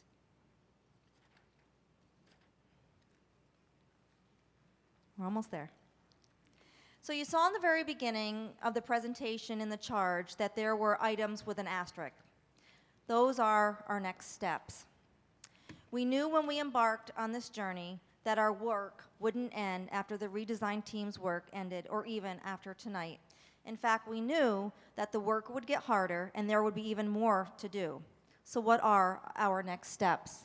And I won't go item by item, but some of the critical pieces, creating a community school advisory group that's critical to the work of having a community school team or a community school and conducting that needs assessment. We also mentioned throughout the plan that we will be creating a district-wide placement team to ensure that we are recognizing the learner characteristics in our students and placing them appropriately in the programs offered at the Alternative Learning Center. And then again, I won't go line item by line items, but the last one, clearly define roles, responsibilities, and expectations of all staff. Again, that's critical to the success of the redesign plan because while there are a large number of staff for the number of students that will be at the Alternative Learning Center, we know that they have incredible need, and it's important that we all know what our roles and responsibilities are in order to support those students. So, it doesn't end here, because beyond the ALC, we have other alternative programs for our students. So Dale is going to just mention a few, and then we'll wrap it up. Thank you, Lori. I just want to remind everybody that we have a night school program at the Abrooken Career and Technical Center. That program is for overage, undercredited students. They can enter the program if they have 10 credits. These are for students who have other challenges, some who work outside the school day, have their own children. Last year, the Abrooken Night program produced over 90 graduates. They weren't all... This Baker's not here, but yes. And they were all not part of the 2016 cohort, but it is critically important, I think, for our community. We have an extended tutorial option program for short-term suspensions. And then finally, in order to meet the unique needs of each student at Albany High School, when we were, well, everybody knows we're in receivership, and one of our metrics was for each freshman to earn a minimum of 5 credits. And that's a challenge for incoming ninth graders at times. And so around March of last year, we were looking at student schedules, we were looking at students, we were meeting with parents and families, and we were able to create program for them that involved either some of the courses that they were already in that they could pass, coupled with after-school online success program that you know is APEX, and then adding summer school to the mix. So we were able to move many more students into the sophomore year. So this concludes our presentation. And we will now open it up for questions. I would like to thank you for allowing us to present tonight. I know we went over our limit. I do hear the buzzer going off now, but I appreciate it not going off during the presentation and allowing us to finish up. So we welcome your comments and questions at this time. Thank you so much, Ms. McKenna, and everyone who spoke. It was really lovely to see everybody rotate through so everybody got a chance to speak. So I'm going to start on the other side now, Mr. Bruce, and we're going to still stick to the one question at a time and save your follow-ups for when we go around again, please. Okay, I'd like to ask, how will you measure success? That's a great question. So we have established some goals, and I'm not sure if you saw them in the end of the redesign plan, but we will be developing very specific goals to address attendance, discipline, academic success, and the social and emotional well-being of our students. That is something that is included in phase 2 of the work that we will be embarking.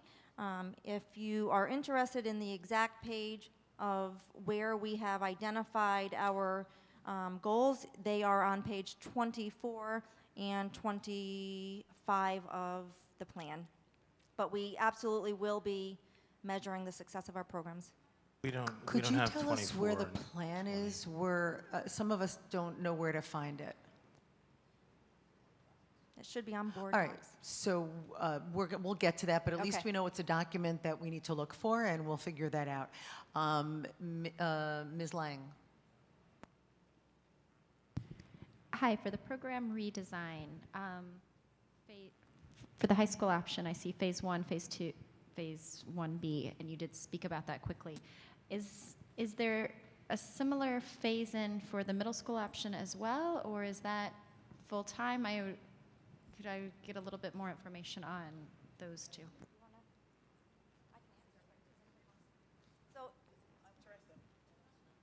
So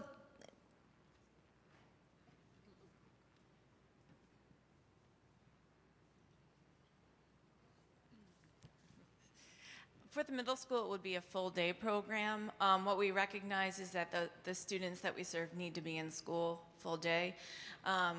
If we have a student that is unable to be successful for a full day, that's just would be in part of their personal education plan, and we would plan accordingly for that. Ms. Roach? No, my only question was wanting to know more of the details that I was trying to jot down and couldn't get fast enough, like the number of students in each of these phased programs and the number of staff members in each phase. So I look forward to seeing the full written plan because it sounds really exciting and I appreciate all the work that you put into it. Mr. Chator. Being a data person, I just wanted, and I would like to, at some point, if you could provide breakdown between the high school and the middle school in terms of behavior and testing and all those numbers, if you could just, instead of this combined number, if you could break it out. Because, I mean, it's great to see that you're seeing successes going from last year to this year. What are those things that you guys doing that are working? Maybe we should try it in other places as well. And we agree. And we will provide you with some additional data breaking out middle school and high school in the school board's update on Monday. So, and there are great things happening at the ALC. Thank you. Ms. Smith. Yes, thank you. First, I really just want to commend this group.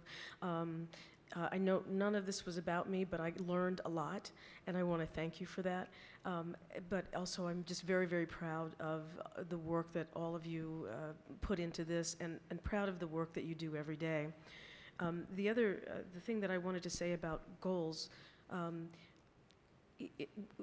every kid, it's interesting because when every school, you're looking to see how, they do in ELA and math and various subjects, but at this school, you're also talking about very individualized needs. You're talking about plans for each kid that will likely look very different. So the question of measurement, and goals would be very interesting. Okay, that's just a comment. Thank you. Thank you. I'd forgotten you said you didn't have questions, so I apologize. Ms. Savage.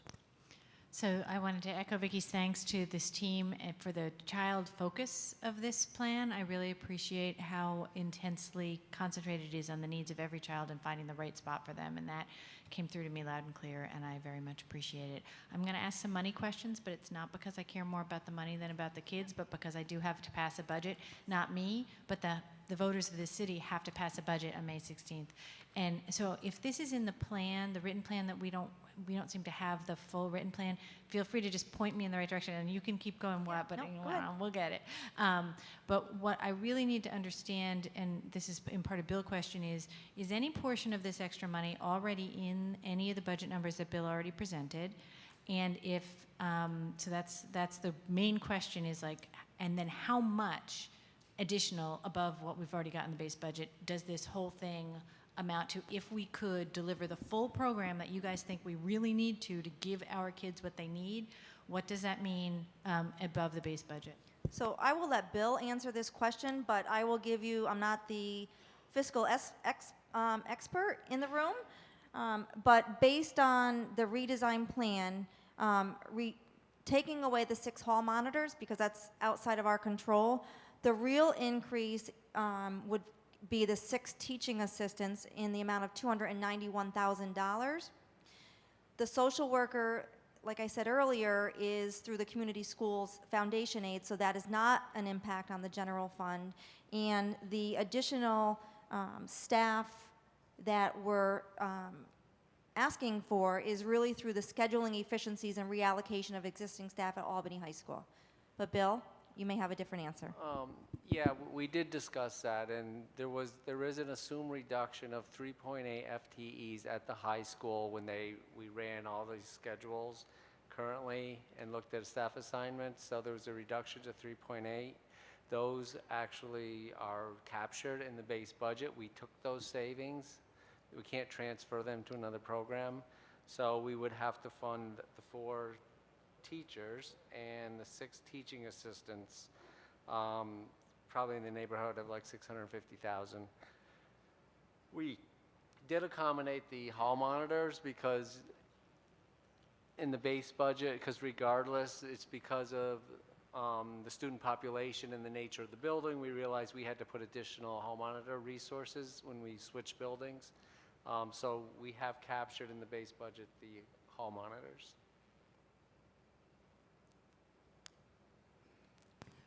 Just because I'm keeping to the one question a thing, I'm going to clarify it rather than letting Ms. Savage do it. So I'm going to ask for if it is possible for us to see that in writing, because in my mind I just sort of need to know where it is. Because I hear it's a $600,000 item, dollar amount, but then I heard from Ms. Savage clarifying it for me that, well, no, you had already taken the reduction. So I'm going to just ask, I guess, if you could just put that in writing. Sure. If it's not already in the plan, maybe add it to it and then just put it up for us on SBU, put it up on board docs, okay, and we'll have it in there. because we all work on seeing dollars and cents and knowing what it does to the budget. Thank you. So going to go around again. Mr. Bruce. So, yeah, I'd just like to follow up on that. So the 6 additional hall monitors, they're actually in the, you said the base budget and not in the 50 North Lark expansion plan? Right, I don't know if it's, we did consult with Jack Rogan. We actually have a map, a little X, every place he wants a body. So based on the recommendation of Jack, regardless of this plan, we added hall monitors in the base budget for the 395 building. Okay. And it's the 395 Elk. You had said the 50 Elk. North Lark, right? So it's the placement. I just wanted to correct that. Where ALC Yeah, is yeah, going. but, right, but he had base budget, then there was a 50 North Lark expansion, and then, so I was wondering if it was part of the expansion or if it was part of Well, the and actual. we reevaluated 50 North Lark as well with Mr. Grogan as well. So we did put in several additional positions, I think, and we kept everybody that was there, and we added several hall monitor positions in the base budget. So I can clarify that in the update, how many we added. Right, because it almost feels like the base budget shouldn't have additions in it. It should just be the base budget. I mean, Well, it wasn't because of this program that we added the hall monitors. It was because we were swapping populations and students, and 395, it's a health and safety. If you're going to change the total population of that building, you know, how do we have, there are blind spots. That's a kind of a unique building. It's like Right. two separate schools joined in the middle by a cafeteria and a gym. So it is more difficult to monitor than when you have straight sight lines. And so the base budget is. Mr. Bruce, can you just save the follow-up? I'm going to go back around again to the other side rather than getting into a third question, because I know, any follow-up over there, and again, Mr. Chidor? I know you mentioned it. I just wanted to, when you talked about therapeutic, academic, and behavior, what was the breakout? Student to teacher ratios?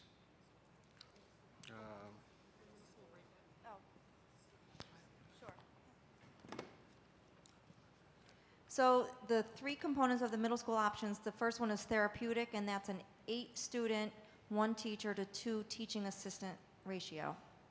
The academic, 10 students, 1 teacher, 2 teaching assistants. And the behavior, 6 students, 1 teacher, 2 teaching assistants. Thank you. I missed that earlier. Ms. Roach? No, I don't have a follow-up question. Thank you. Ms. Lang? You stated that there was going to be more of a district committee and talk about each individual child, where maybe a principal recommends that this child is going to go to the center. Who's going to make up that committee, or do we have a sense of what that committee would look like? That is phase 2 and one of our next steps. So it will certainly be on our future, very near agenda item. But certainly the principal from the sending school, principal of the receiving school, people personnel services, and I will probably co-chair that committee. Do you want me to skip you, Ms. Smith? Ms. Savage? Last round, Mr. Bruce? How many students actually opt into the programs here? Into these programs in the redesign? No, currently Currently. in the ALC, just a rough idea. 60 choice students. 60? 60. But some students are supposed to be there for a short period of time, and once it's time for them to go back to their home school, we usually get plenty of phone calls from a parent or guardian or the student advocating to stay. So we kind of say sometimes it's a consequence to get there, but it's a privilege to stay, and they all want to stay. And Anybody have any follow-up? Mrs. Roach? Actually, I have a question regarding a question, sort of following up on a question that one of the board members had. And Mr. Bruce had noted that the current population of the Learning Center is disproportionately female. Can you comment on that? Is it teen parents? Is it that the females are more discipline problems, or just that the males are more likely to drop out? I'm just curious about that. Or just maybe it's just so it's such a small population that it varies from year to year and day to day. I don't know. I feel like our population is constantly changing. It depends on what the current trend is. And so if there has been several girl fights at Albany High, then that will definitely be an impact on the population at the ALC. So you would see throughout, you would see different trends in regards to if we might have a large population of boys or it could be girls. It all depends on what's currently going on in the city, because that's going to impact on who we get as students at the ALC. It sounds like you're saying that teenagers, the places that teenagers choose to engage in this type of behavior maybe varies. And if it's in the school, that's where it leads to alternative learning center. And if it's in the streets, it leads somewhere else. What I'm saying That's is understood. if the student is involved in a situation that causes them to be safe school, the consequence is normally the ALC. And so what I'm saying is that situation is going to impact our demographics. Understood. Okay. Understood. Thank you so much for providing some information. And one of the things you have to remember too is this is a transient population. Kids are coming in, they're going back to their home school, kids are coming back in, so it's, I want to say a revolving door, but when you talk about student stability, the student stability is not at the ALC because of the turnover. Ms. Savage?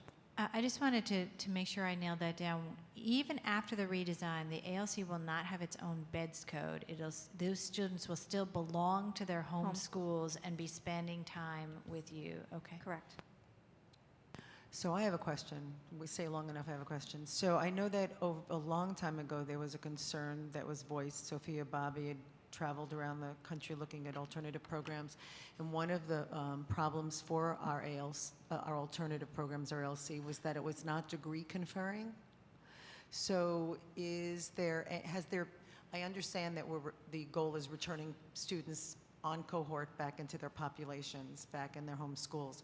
Was there, as part of the team discussion, though, any discussion about having alternative learning itself in some way be a place where people would then graduate from? And I wondered if that was the case, whether you could speak to that. And if it's not, that's fine too. We did not have that conversation. There's one high school in the Albany City School District, and there's one high school principal who can grant sign the diploma along with the superintendent and the Board of Education. So, Thanks, Ms. McKenna. Mr. Bruce? Yes. I just wanted to follow up. So 60 students opt in. I'm sure it's here somewhere, but how many total students do you generally have on average? so we did look at that number. It's in the plan now. Back in, back in January, a few weeks ago, we ran that number and it was like 153, but that number fluctuates. Again, it really depends on the number of safe school students going into the ALC, the number leaving. If there's a student who is not experiencing success at the high school or the middle school principals and the high school principals have a certain number of slots that they can send students to. So again, that number fluctuates. Okay, I have a follow-up, but on this. I just wanted to say the plan is on now. The plan's up now. Thank you. And Mr. Bruce, you get the last question because we're just way out of time. So then 40% of the students opt in. Does it lead to greater success for them?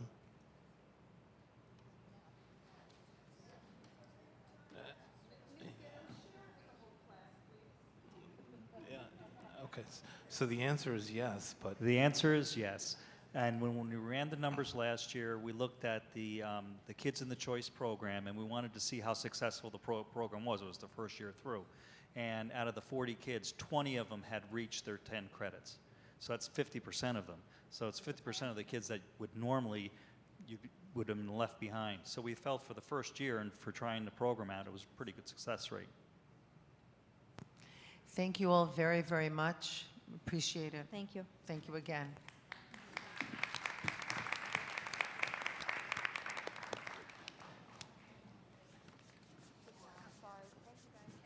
Are you fixing the power strip? Okay, now shifting gears, it is the AG's report. So we're looking forward to hearing the AG's report. Oh,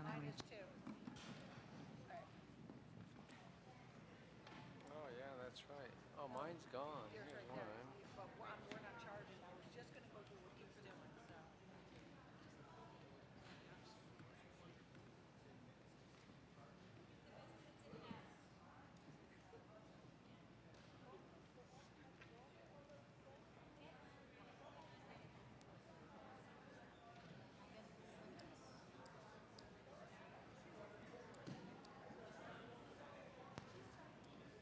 Maxine, are you going solo?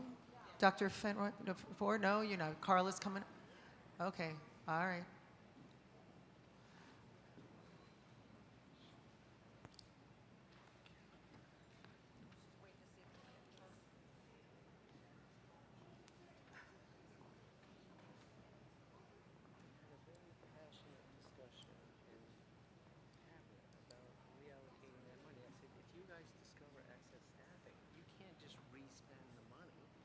I said, that's when the board decides. ALC design versus 50 North Lark versus the academic plan. They reallocate the new programs. So this went on for 20 minutes, and it was very passionate and very clear that no, and I explained it about 5 times. Any savings we capture goes into the base budget. These people make the decision on new initiatives. You don't just, I found 3 positions, so I just decided to do some stuff.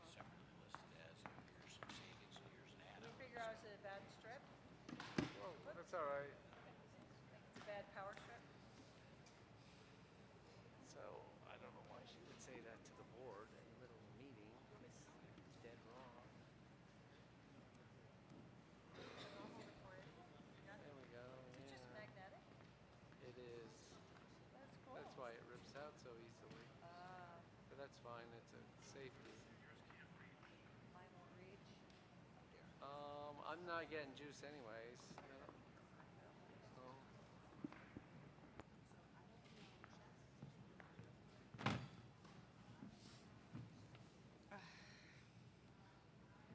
What the heck? I have a headache. All right, let's. You guys ready?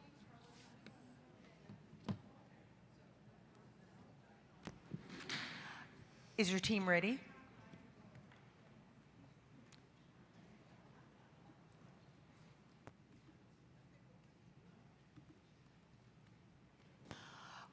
Whenever you are ready to start, thank you all.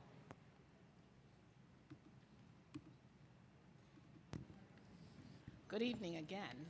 Good evening. I want to introduce Tim Fowler and Dr. Maxine Fantroy Ford, giving you the midwinter summary of the OAG's report. So I'm not going to further ado. I'm going to turn it over to Tim Fowler. Okay, good evening. As he's pulling up the code of conduct aspect of the update for tonight, very quickly. As far as the Code of Conduct Committee, yep, I'm all set, thank you. Things that we've been doing since the start of the school year is the red line copy of the Code of Conduct, which is basically, we've been keeping a running record of instances that have come either by way of the school hearing process or principal inquiry as the buildings are trying to understand various aspects of the Code of Conduct. In terms of discipline data review, we have also been following trends and patterns in the district as it relates to discipline referrals as well as suspensions. The overall trend that we are noticing is that discipline referrals as well as out-of-school suspensions are decreasing.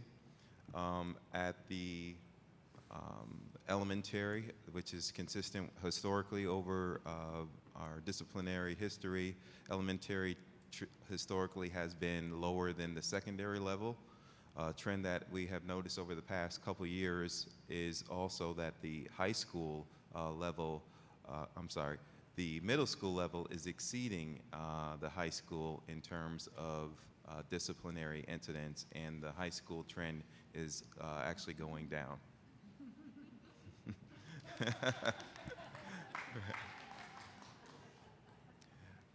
In terms of, there's one particular category in the current code of conduct around serious bodily injury that has been an item of concern that we are looking into.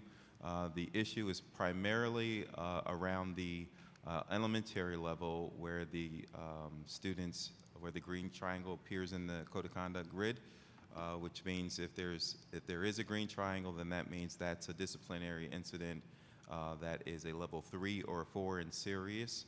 However, if it is one of the patterns that we're noticing, it's not pervasive, but it has happened when it's a student-to-student physical contact that causes injury, but not serious bodily injury by definition of VADAR, which is broken bones, really real high impact things, but there's cases where it's student to student and it's serious enough that the student's getting hurt, but not necessarily VADAR. So we have an inquiry into the Attorney General's office as to whether the district can expand that particular category so that we can help keep our students safe for those particular instances.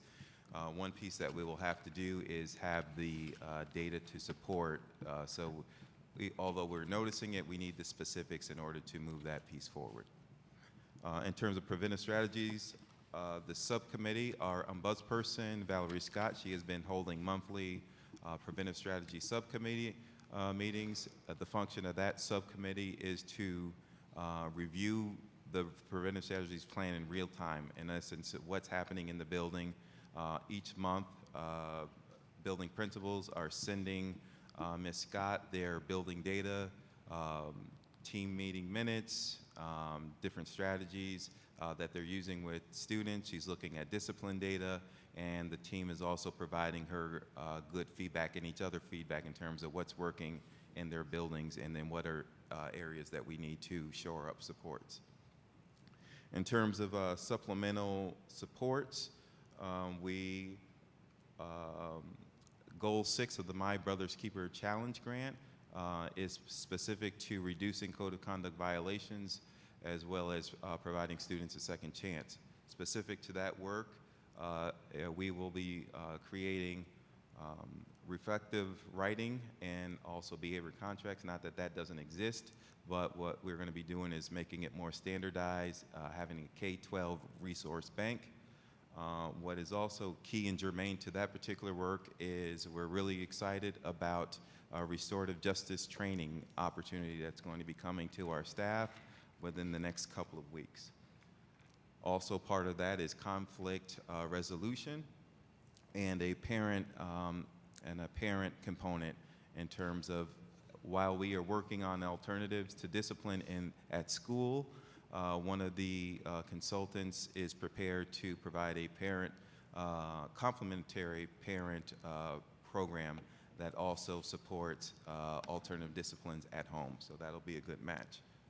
In terms of PBIS is overall part, well, it's not overall, it's part of the Preventive Strategies Plan, and it's an overall framework. And one particular aspect of the Preventive Strategies Plan as it relates to PBIS has been the use of points in our schools, which we have done a review by request of Cabinet. First of all, positive PBIS stands for Positive Behavior Intervention Supports. It's an overarching framework that is positive in nature and that it's embedded in our Preventive Strategies Plan. It's one of the things that's part of the insurance of discontinuance. The goal of PBIS is to focus on the positives, and the daily classroom points are the building blocks in terms of making decisions. And that is the crux of the system. Our findings are that primarily Our students and actually our teachers are providing positive feedback to their students and parents. There are schools where the point system has been underway for a few years and it's deeply embedded in that school community. There's parent buy-in and they look forward to it in schools where they also have Classroom Dojo as a component. Parents are able to access that information and know how their child is doing throughout the day. On the opposite end of the spectrum, we did find occurrences where the classroom points were being used inconsistent to the philosophy of PBIS. And with that, we have made a plan for mid-course corrections in that particular area. Sorry about that.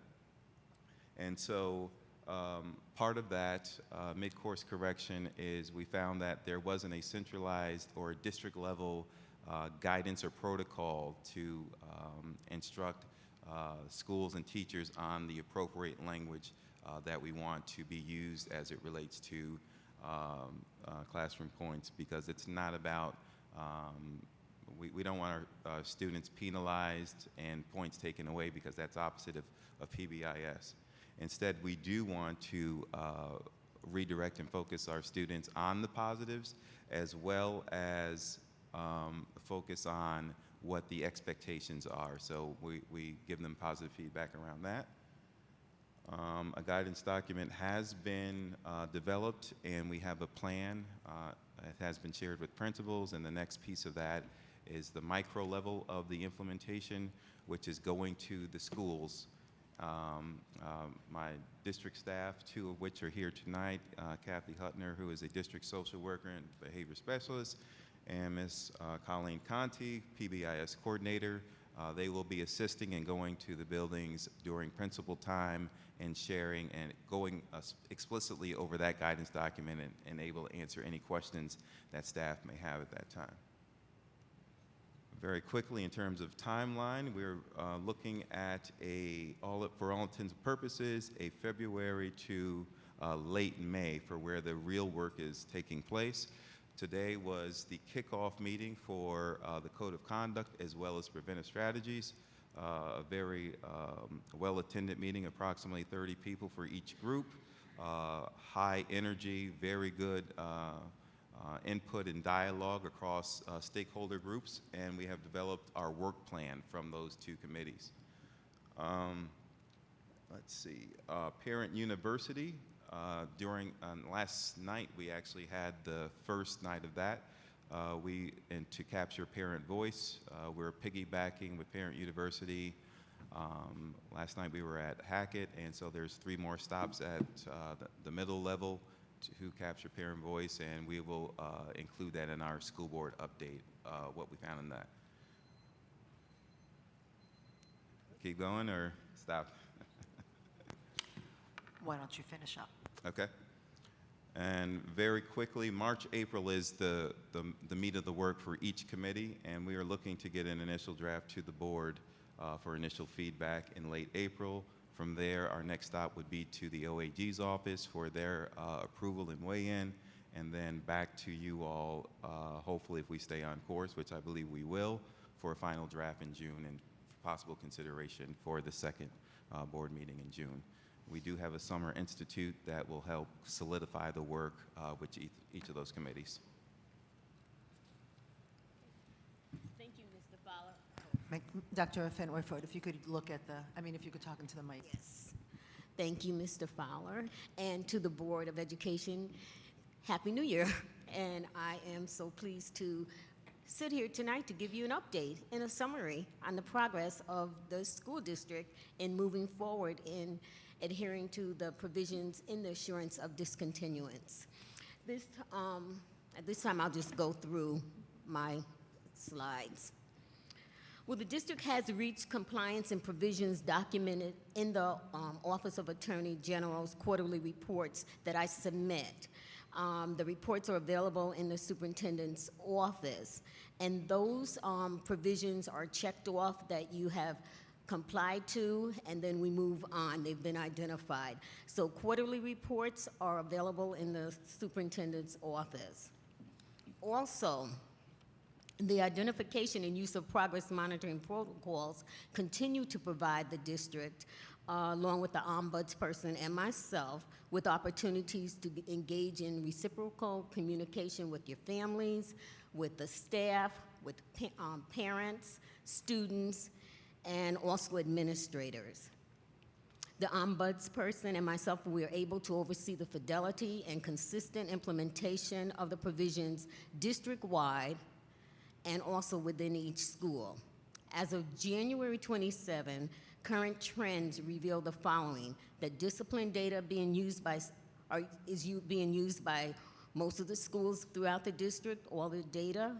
They're also discussing it at a building level and using that data to not only to identify students at Tier 1 and provide those services and preventive strategies at Tier 1, but also at Tier 2 and at Tier 3. Uniform standardization of forms for meetings. We've been able to, the ombudsperson, to look at the forms and kind of consolidate the forms, but also have the feedback from the schools to make sure that forms that are submitted are uniform. And also that we're using and analyzing that data from the form to be in compliance. And the redesign of the RTI model. Parent coffee classes are still held every month, and parents surveyed. They stress the importance of having consistency and communication within buildings, but also district-wide. Now, some of the initiatives implemented to address disproportionality, and the district has been implementing and assessing throughout this whole process. You have your PBIS, as Mr. Fowler explained, your therapeutic crisis intervention, the Technical Assistance Center, TACD, professional development plan that is district-wide that has been outlined for monthly for the year for all staff to participate in. District behavior consultant teams, the behavior teams within the buildings internally that will support the students.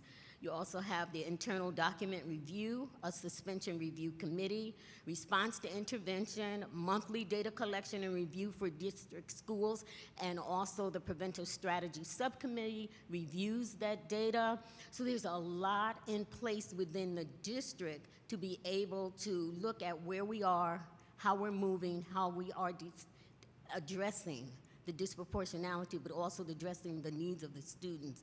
And it's really, really good to hear that there's going to be a redesign of the alternative program, and the alternative program looking at being a preventive strategy for the students, a subgroup of population that has not been addressed before, but how we're going to meet the needs of those students, social, emotional, but also academically.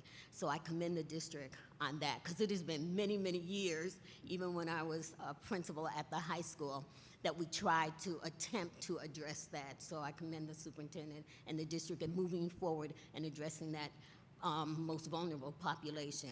My Brother's Keeper and also the Parent University forums are excellent to get that input from parents. So the district is moving forward. When the quarterly reports comes out and the data, you will see the decrease in suspensions and behavioral referrals at many of our schools. And moving forward, some of the recommendations would be for myself and the ombudsperson to continue to oversee and collaborate with the district to ensure accountability measures. For maintaining consistency is the key, and this is a word that we've heard throughout our visitations to schools, throughout our interviews with community members and staff, and students' consistency in administration of district policies, the code of conduct, and AOD provisions, and that they occur within and across district schools, and that's where we will still see the systemic change, change that will be sustainable for the future. Monitor communication protocols to also ensure consistency in administration of the code of conduct, disciplinary procedures, and as we move forward in reviewing it, making any type of additions or amendments to that within the buildings and across district schools. And the ombudsperson will continue to provide strategies, opportunities for staff to obtain clarification which is the listening forums that occur, and assessment of administration of code of conduct. The data collection instruments that are used, that they're uniform from school to school, and preventive strategies and reviewing the preventive strategies that the team have recommended for the classroom teachers, that they understand and how they and able to implement them, and that they're effective. And continue to use real-time data to inform and assess implementation of the provisions within and across district schools. These are just a few of the recommendations. Now, the quarterly report that I will be submitting to the OAG's office for March 2017 will focus on, but not limited to, data collection and review of suspensions. So at that time, you'll see the graphs. You'll be able to look and see where the decline is, those areas that we still need to address, whether it's at the particular middle schools, you'll be able to see that. Also, discipline referrals, pre-superintendent hearings, and information on that with students with disabilities and manifestation.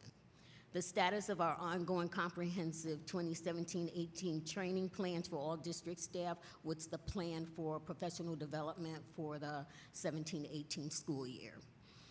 Code of Conduct, Committee and Preventive Strategies meetings and their updates. Just a brief overview of that. Staff feedback on implementation of Preventive Strategies plan, and that comes out of our listening forums and also our subcommittee on our preventative strategies. There'll also be an update on the complaint process and log that is kept by our BUDS person, the number of complaints that are received and what her response is. The status of law enforcement involvement, if at all, that has occurred. Summary of site visit to schools at all levels, elementary, middle, and high, and ongoing interviews with parents and teachers, community. And we would anticipate the results from the climate survey that has been, or still in the process of being, it stopped, it ended. So I would be looking for the data and the results from the climate survey for parents, staff, and students as part of my report. Thank you. I would like to conclude with just a few words. One is to thank Mr. Fowler and Dr. Fantroy Ford and Valerie Scott for the ongoing work that has been done with this process. We had a really good meeting today. We had all the stakeholders there for the Code of Conduct and Preventive Strategies. When you can bring 30-plus people together to discuss the ongoing processes and come out still smiling at the end, it's a good day.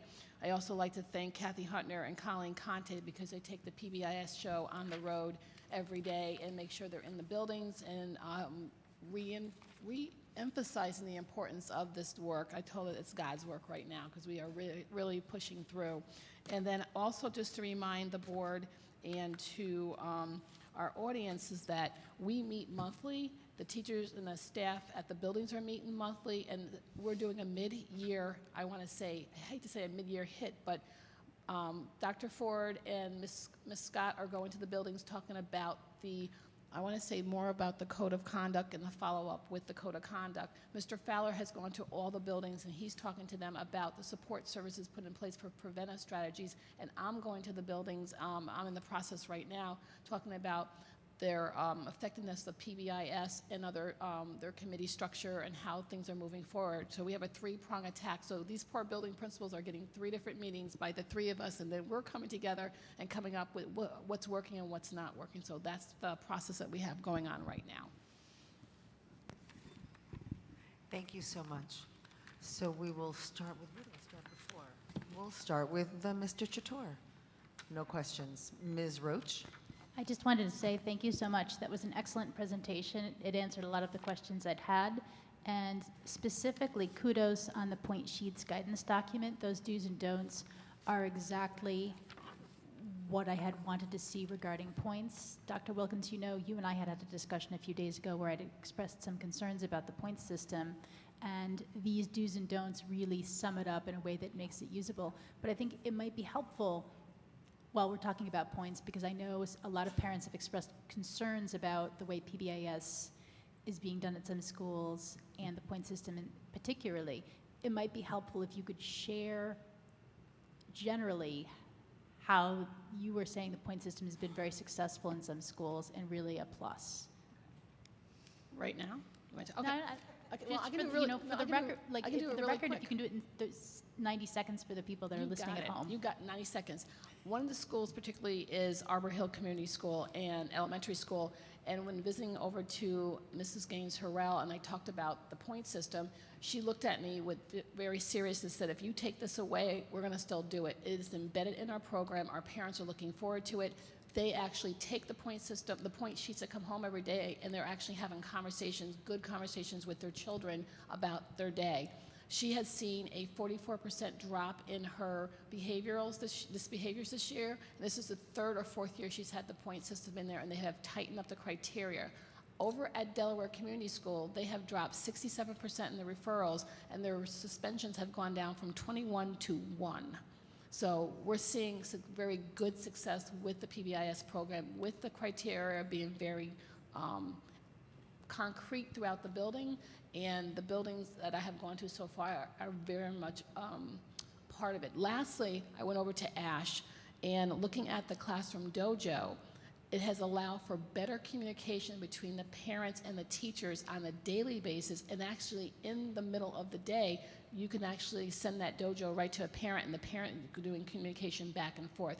According to Mr. Engelhardt, it has increased the number of communications to parents and positive communication through the point system using the dojo. So we've had some really good success with it.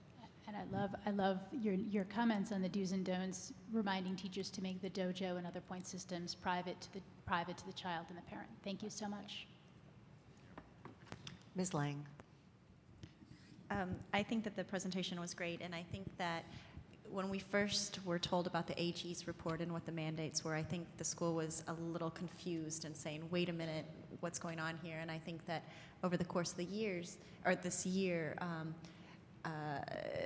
the change in the buildings, I believe, are palpable where there was a problem or there wasn't the accountability, and I think that the PBIS has really given that, and I think the point system as well, making sure that it is done with positive fidelity, not management tool, is something that you've worked really hard at and identified. So thank you for going over and beyond where there were some implementation problems, I think, of taking away versus positiveness, saying things out loud, and using it as another form of management tools.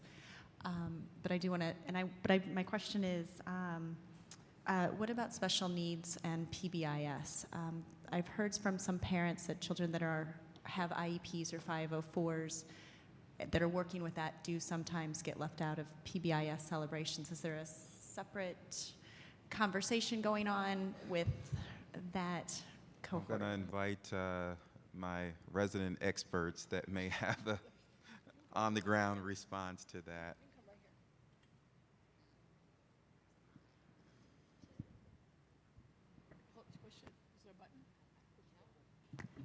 All right, there we go.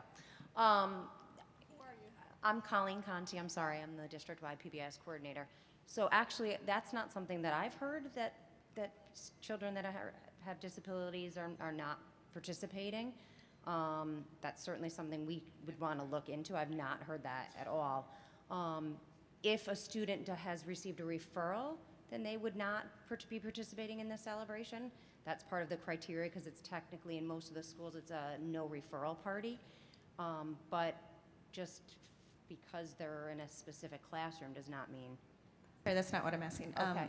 I do know that there are special needs children that have not received a referral because of their behavior. Okay, yep. But they are identified.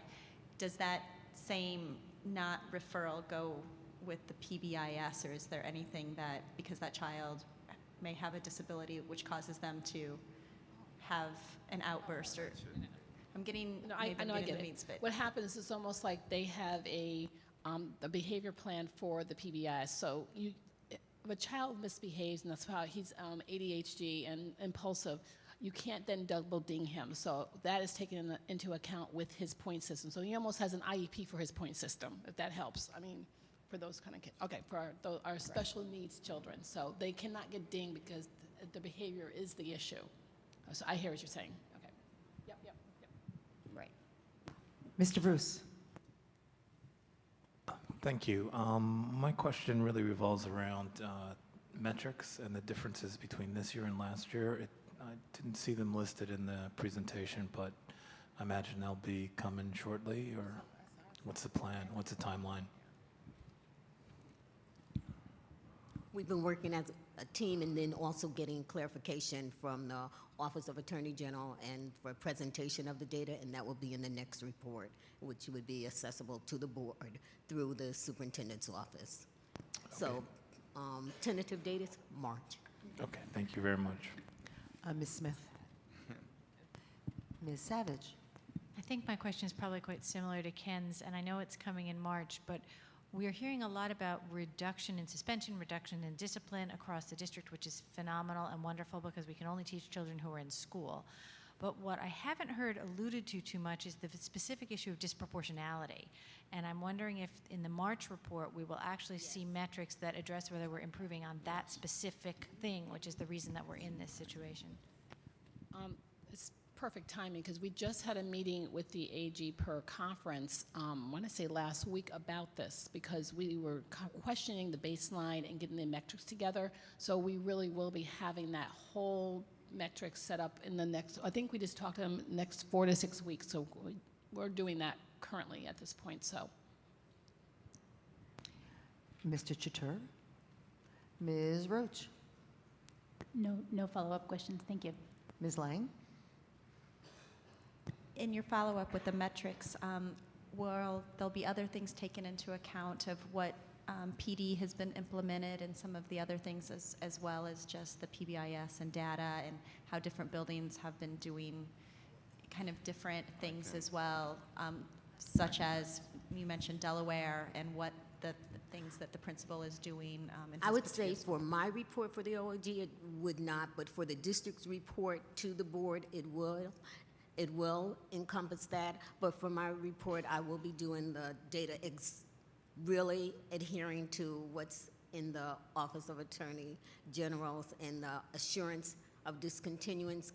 As much as I would want to include it and to highlight and show off where you were and where you are now, and where you're going to be, I really can't, but the district can do that separately in their report. And I'll make sure that I include it on the district side of the house in our school board update. A big piece of it, I will say, is connected to the My Brother's Keeper grant funding, which came, the release of that funding has just come online. So we're just putting in place those PD plans. And so I will certainly include those professional development as well as internal data around discipline in the next school board update. Mr. Bruce. Ms. Smith. Ms. Savage. Thank you all so very, very much. Thank you.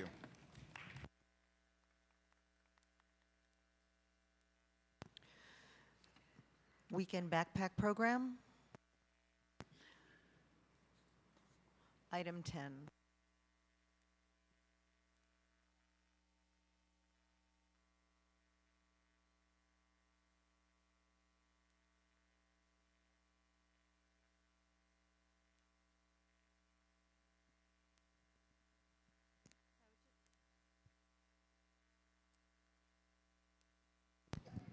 So I was just going to say I feel lonely up here because I had a whole crew up here before, but thank you, Dr. Wilkins, for sitting up here with me.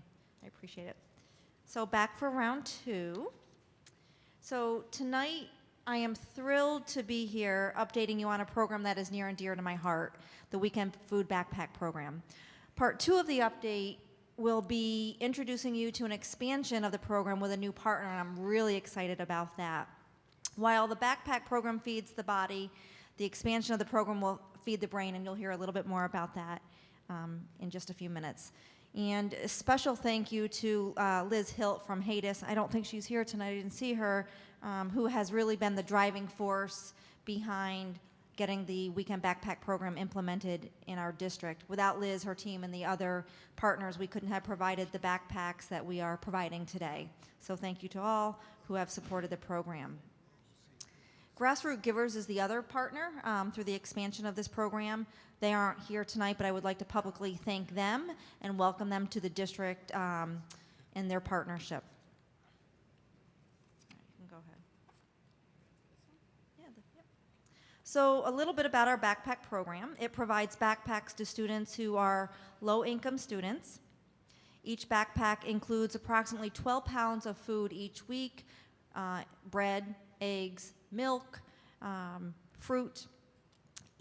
Through the research and data, we are finding that students have higher test scores, decreased absenteeism, and better classroom behavior compared to those students who are not participating in the Weekend Backpack Program and who have similar demographics.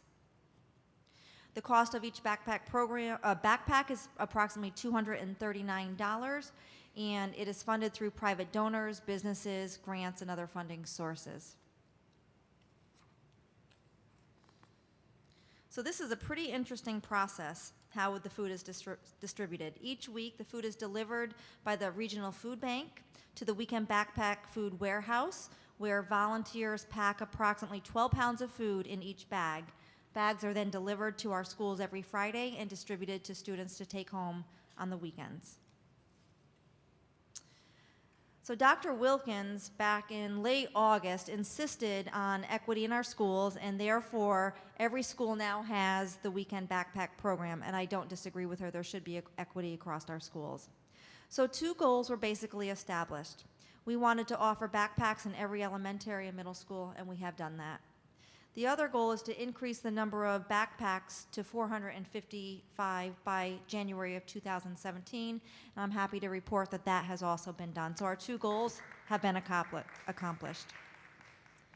This was an increase of 244 backpacks from last year to this year.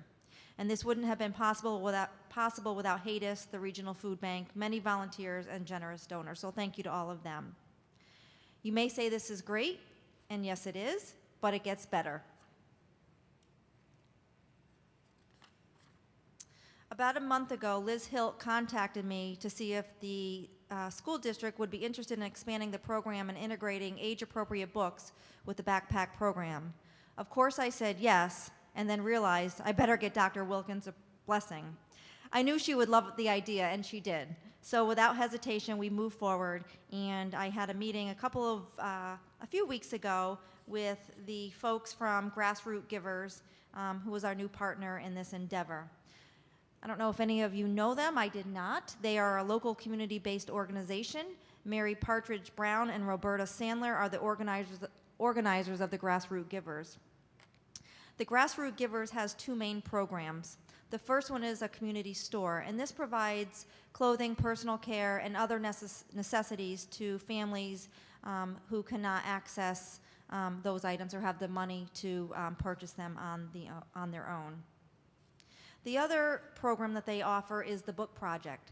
The Book Project provides books to individuals and families in need, schools and teachers, and to literacy programs. This is pretty neat. They are located in the former YMCA. They have transformed the former YMCA lap pool into their book distribution center. Talk about out of the box, or maybe it's out of the pool thinking. These 2 ladies have created an amazing, warm, and inviting place for families to build their love for books and grow their literacy skills. You can just go over that. A little bit about the Grassroots Book Project. I'm almost done. They have given away over 100,000 books since 2011.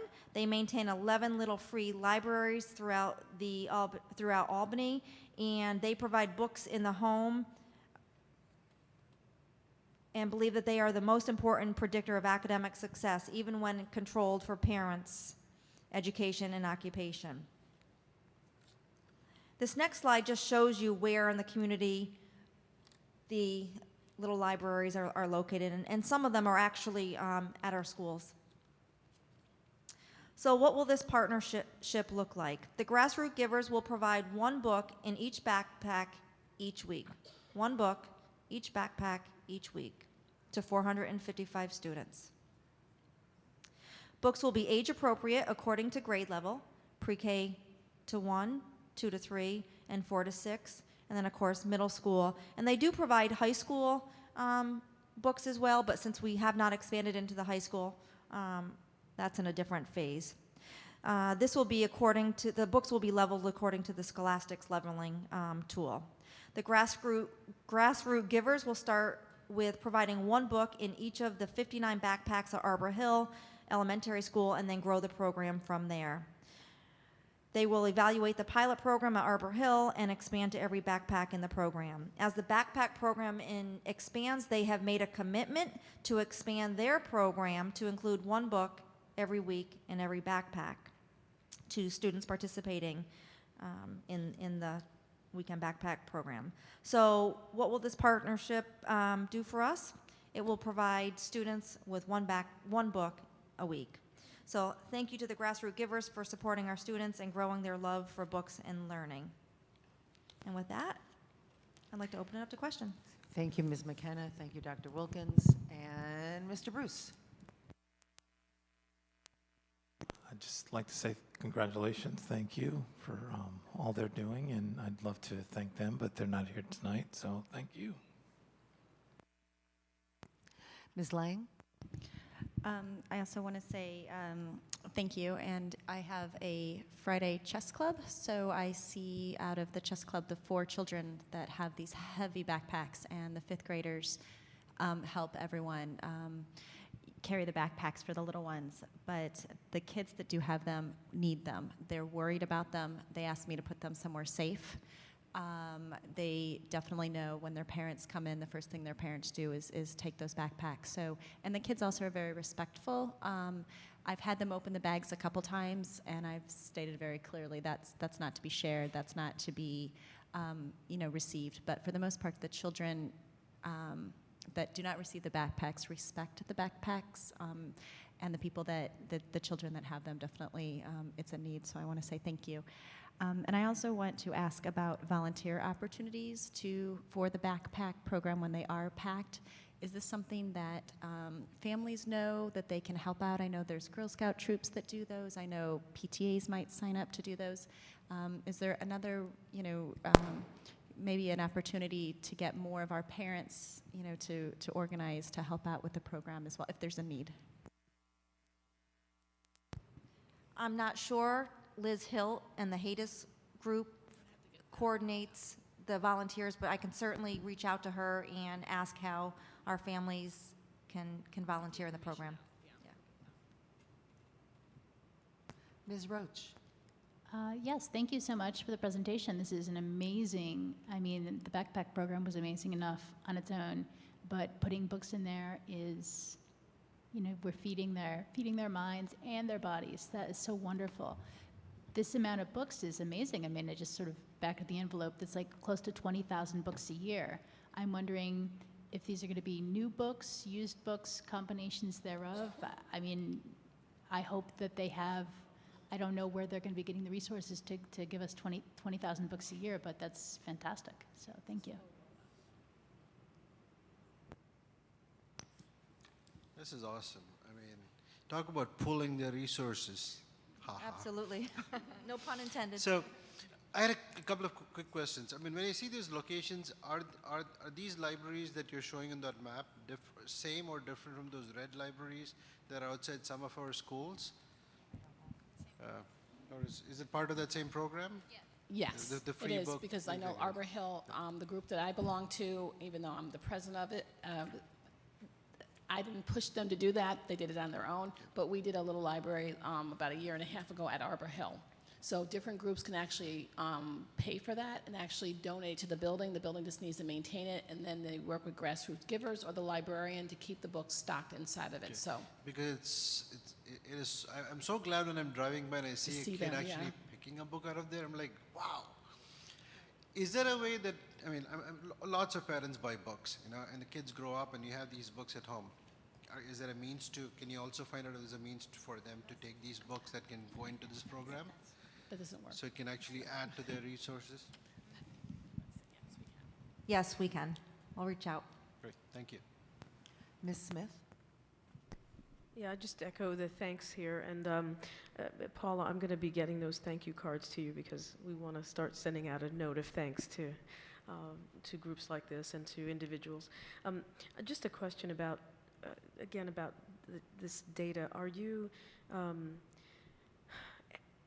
so if I was a funder and I said, oh, great, I see higher test scores, I see decreased absenteeism, but I don't see numbers. And so just how do we keep track of that? And is this looking at students who are participating in the backpack program versus those who are not? You know, and you don't have to answer all that now. I can answer. Okay. Yeah. So I actually implemented the weekend backpack program in Schenectady. Okay. And the groups that, the Regional Food Bank was one of our major partners in Schenectady. They're also a major partner here in the Albany City School District as well. So one of the things that they shared with the Albany group was the data that we were collecting and maintaining and reporting out on to determine the impact that the weekend backpack program was having on our students. So we have, in Schenectady, we had 3 years worth of data, and there definitely was an impact on academics, behavior, and social and emotional well-being of our students. We will begin to collect that information. We have the students, and we will begin to track them in our student information system and pull that data as well. But I personally have 3 years worth of data to show the impact. And we are comparing students who are participating in the weekend backpack program with similar students demographically that are not. Ms. Savage? So this is fantastic. My only question is, when can we get more? So what is the anticipated schedule for the evaluation of the pilot program? So it will be the end of the year. Yeah. So any other schools would not start until the fall? No, they're going to, the book program, I'm sorry. So the book program will start at the one elementary school for the month, and they will begin to expand it. Yep. Thank you very, very much. You're welcome. Thank you.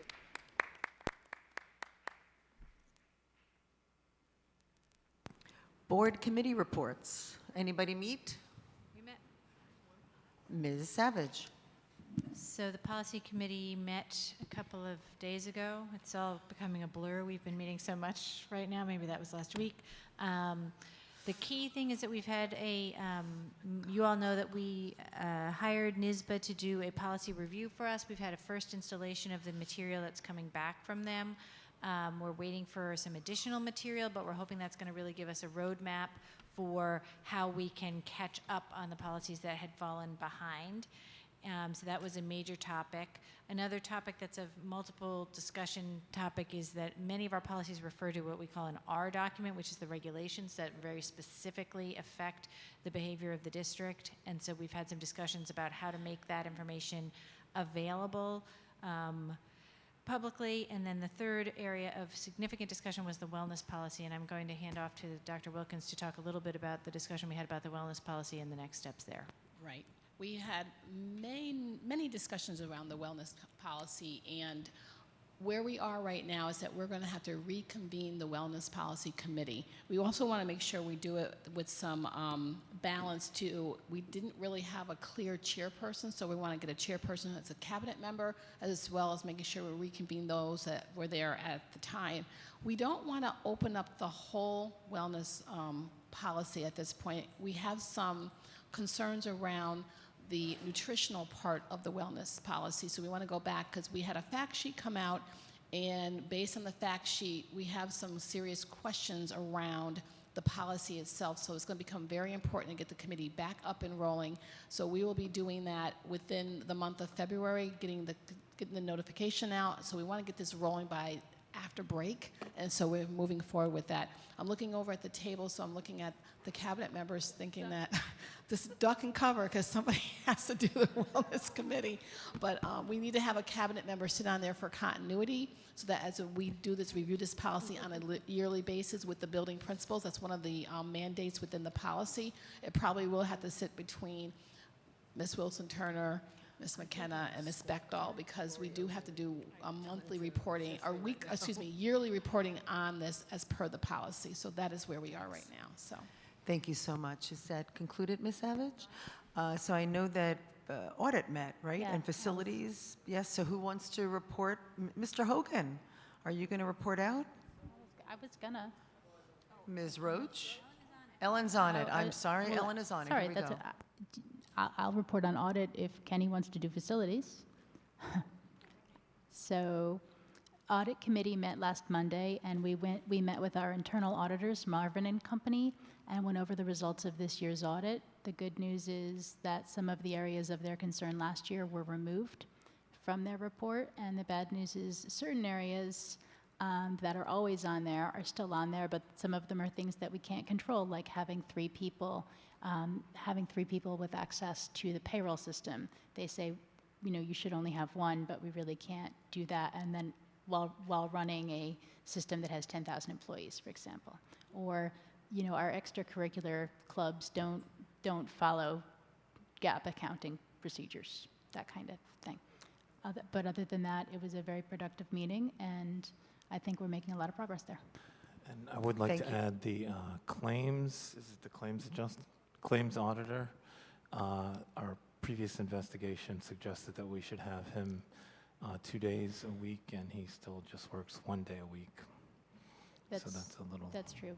yeah. We discussed trying to move toward a system where the claims auditor takes a more, rather than simply fulfilling the statutory obligations of a claims auditor, where we discussed moving to a system where the claims auditor takes a more active role and interacts with the board on a regular basis. My understanding is that claims auditors are in high demand because it's kind of a part-time job, but we're going to work to try to find somebody, whether it's the current person or not, who is willing to take on a more active role. Mr. Bruce, facilities, please. So facilities met, and the primary thing we covered was the PLA, and we had a presentation of the PLA.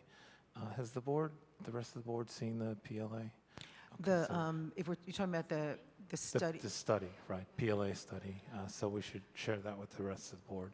And especially in light of March, we're going to get the report on the MW, so that would be good coming before that. That would be great. Right. And one thing we did provide to our team is that they would have preliminary discussions based on the PLA study with local contractors to get a feel for where they might be in terms of negotiating an agreement between us. What else did we cover, Ms. Roach?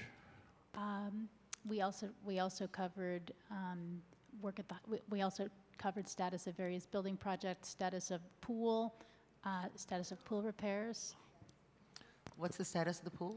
The pool is on time, on Pool is on schedule. deck. Yes. And the pool at someplace else is also being. Oh, right, and the Right, pool Myers? at Was it Myers Myers? I will thought be it was Myers. down for a week Yes. over, everybody's aware of that. And the soil testing at the Delaware and Montessori playgrounds came back negative for all 13 trace minerals and chemicals that were tested, or came back below the accepted proportions of those metals, I should say. Right, and do you want to expand on the potential plan around Sure. playgrounds? Well, we're really focused on playground equity. We talked about the necessity of some solution for the playground right here at Delaware because it is too dusty and dirty and muddy for the kids to really use it. We've had our facilities people and our landscape people investigate potential solutions. It does not appear that there is any vegetable solution, any plant that we can plant, any type of grass that could survive 471 or 1,000 feet trampling on it for 4 hours a day. So our choices are pretty much asphalt or some other type of artificial turf or surface. And we were told that artificial turf would be the best option for a suitable playground. There are various options that are more, some options are more environmentally friendly while also being more expensive. Some of the options are maybe using artificial turf that has crushed walnuts or crushed coconut shells in its base rather than like little tiny bits of rubber. But we're still investigating the options and investigating how and when we can get that moving along, because we realize that the Delaware playground is a priority. Thanks. Right, and we also discussed Montessori, where we would potentially take a portion of the playground out of use for a year and replant it, and then do the same thing the following year for the other half of the playground. Yes, because Delaware, Montessori has fewer students and about twice the square footage of playground. It may be possible for them to split it up and use half of, kind of rotate the fields, use half it 1 year, half of it the other year, and resod so they can still be using organic landscaping material. We had a preliminary discussion around a greenhouse at Myers that, well, rather than speak on it, Mr. Dangler and Mr. Stoneman are evaluating potential opportunities. There's a grant from Ronald McDonald House in the neighborhood of $20,000 that may be able to help facilitate the project, although the project may wind up being much more expensive than that. Well, you guys are busy beavers over at the the Facilities Committee. Thank you so much. Anything else? Oh, you have questions? Sure. Did we cover everything, Bill, or? Did a very good job, yes. I think we got. Oh, there's, I forgot I had notes. Over tonight's change order. Oh, it's I forgot I had notes. This is something the board may wish to know. The plans for renovations at 50 North Lark have been submitted to State Ed Department, so we are on track with that. Oh, and one more thing, the high school project, they're looking at changing some of the staging of it from, I guess, essentially 3 stages to 2 stages. And there's some very technical reasons around why they would do that, and maybe we'll get an update from our architect at a future meeting, because Can you repeat that, Mr. Bruce? I was processing what Ellen had said, and I missed the first part of what you. We discussed the alternative staging process for the high school rebuild, moving from 3 stages to 2 stages. And it really has to do with the way we would bid the project and the way we would plan and execute the project. Very, very technical. It wouldn't essentially change the timeline. It's just a slight difference around how we would stage it. Would it in any way affect the reimbursement from the state? Because that wouldn't. Obviously, No, it was okay. more just how we would bid the project and how we would execute the Thanks. project. Between phase 1 and phase 2, there's a lot of interlapping and merging one right into the next. So as they're looking at this, it might make more sense to have a contractor looking at both phases because they're so connected and will bleed into each other. So we're still evaluating that. And also looking at SED, they're kind of changing some processes over there where everything needs to be final drawings right out of the gate instead of you could submit them and update them. So that has implications on this as well. So we're looking at all of that stuff. We also talked about fencing. Was that at Montessori? Not this meeting. Not this meeting. No, not this meeting. No. No? New fences? We talked about that possibility at Montessori a couple meetings ago, but that didn't come up at this past meeting, I don't think. Yeah, we did talk about it briefly. I think it was a meeting. So not to interrupt, because I'm really thrilled about the detail, but Ann has 2 questions. I figure any moment you're going to tell us if you said the pledge and if anybody actually got up during the middle of the meeting. But anyway, Ms. Savage has 2 questions. So my 2 questions are about 50 North Lark. I thought that the intention was to submit the plans prior to the vote. That was part of the whole discussion about the date of the vote. So I'm curious to hear that they've just been submitted now. I don't know if they've just been submitted. I think the plans, they did a lot of the work pre-referendum as we had instructed them. We know they're sitting at SED. We're on schedule for everything. I don't know what day they were at SED, but they are in SED. We are expecting them back in early spring as we did. So we This can is the bid. first facilities committee meeting since the vote, so they may well have been submitted before the vote. Okay. I mean, I believe the schedule was for them to be submitted in October, and so I thought that was when they were submitted, but I'm not sure that it's terribly relevant as long as we're on schedule, but it is different than what we had been told prior. And then my other question, which is a much smaller question, is are the schools that are involved in whatever playground equity conversations you're having and turf management conversations, are you involving the school leadership team, either the BLT, the PTA, the principal, or someone in those decisions so that they're being made in a consultative fashion? I know decisions about the Sheridan Prep playground were definitely made, in terms of what playground equipment would be best to meet their needs, were definitely made in conjunction with the school's building leadership team and the school's principal. I'm not sure decisions that are more technical in nature, like what the best surface for running around, what the best surface for a field would be.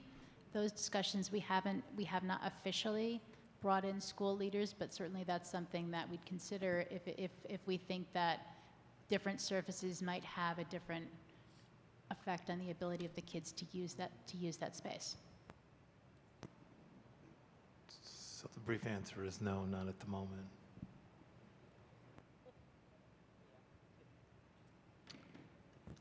I think we covered that.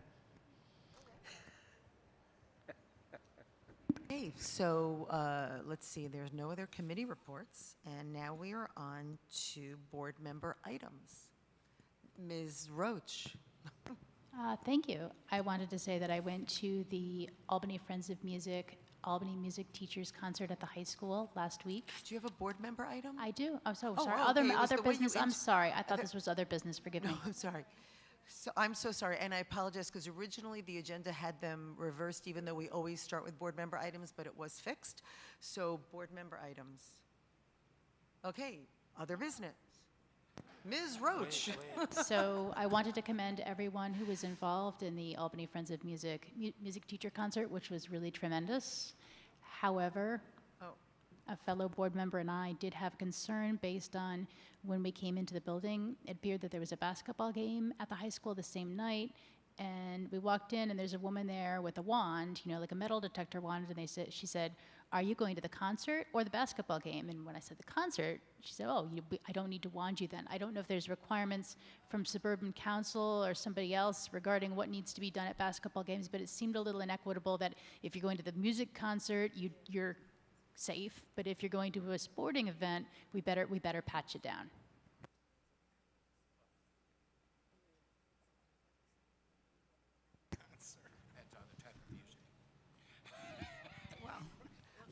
Well, no, because it really isn't an equity thing, so I will actually work with Ms. McKenna to talk to the high school about why that decision was made, because I've gone to basketball games and I have not been wanded, so maybe because I'm an old lady, I don't know, but,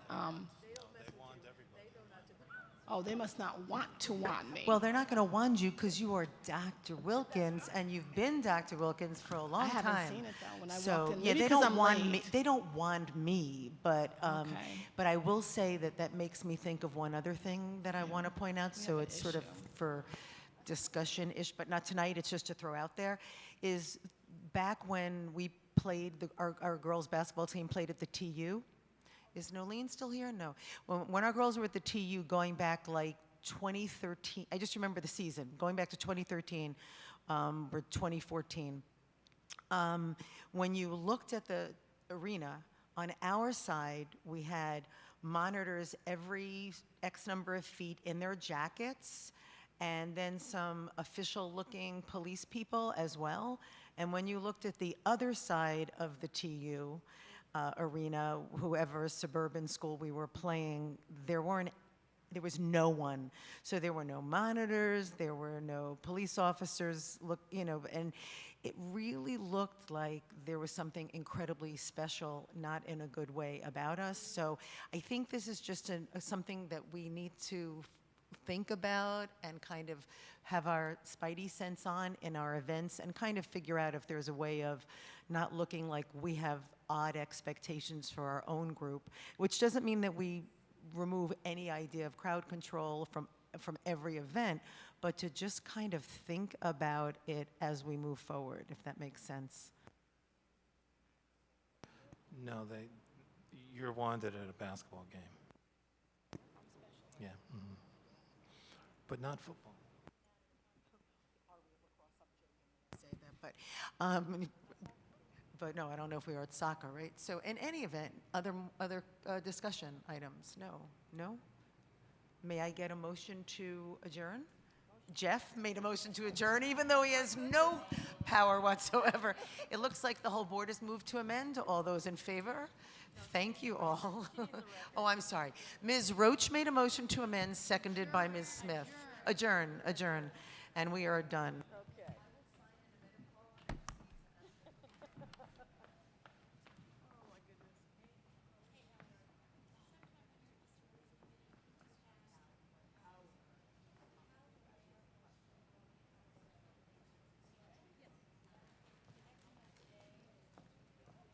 But I'm going to write it down because I'm not going to remember, okay?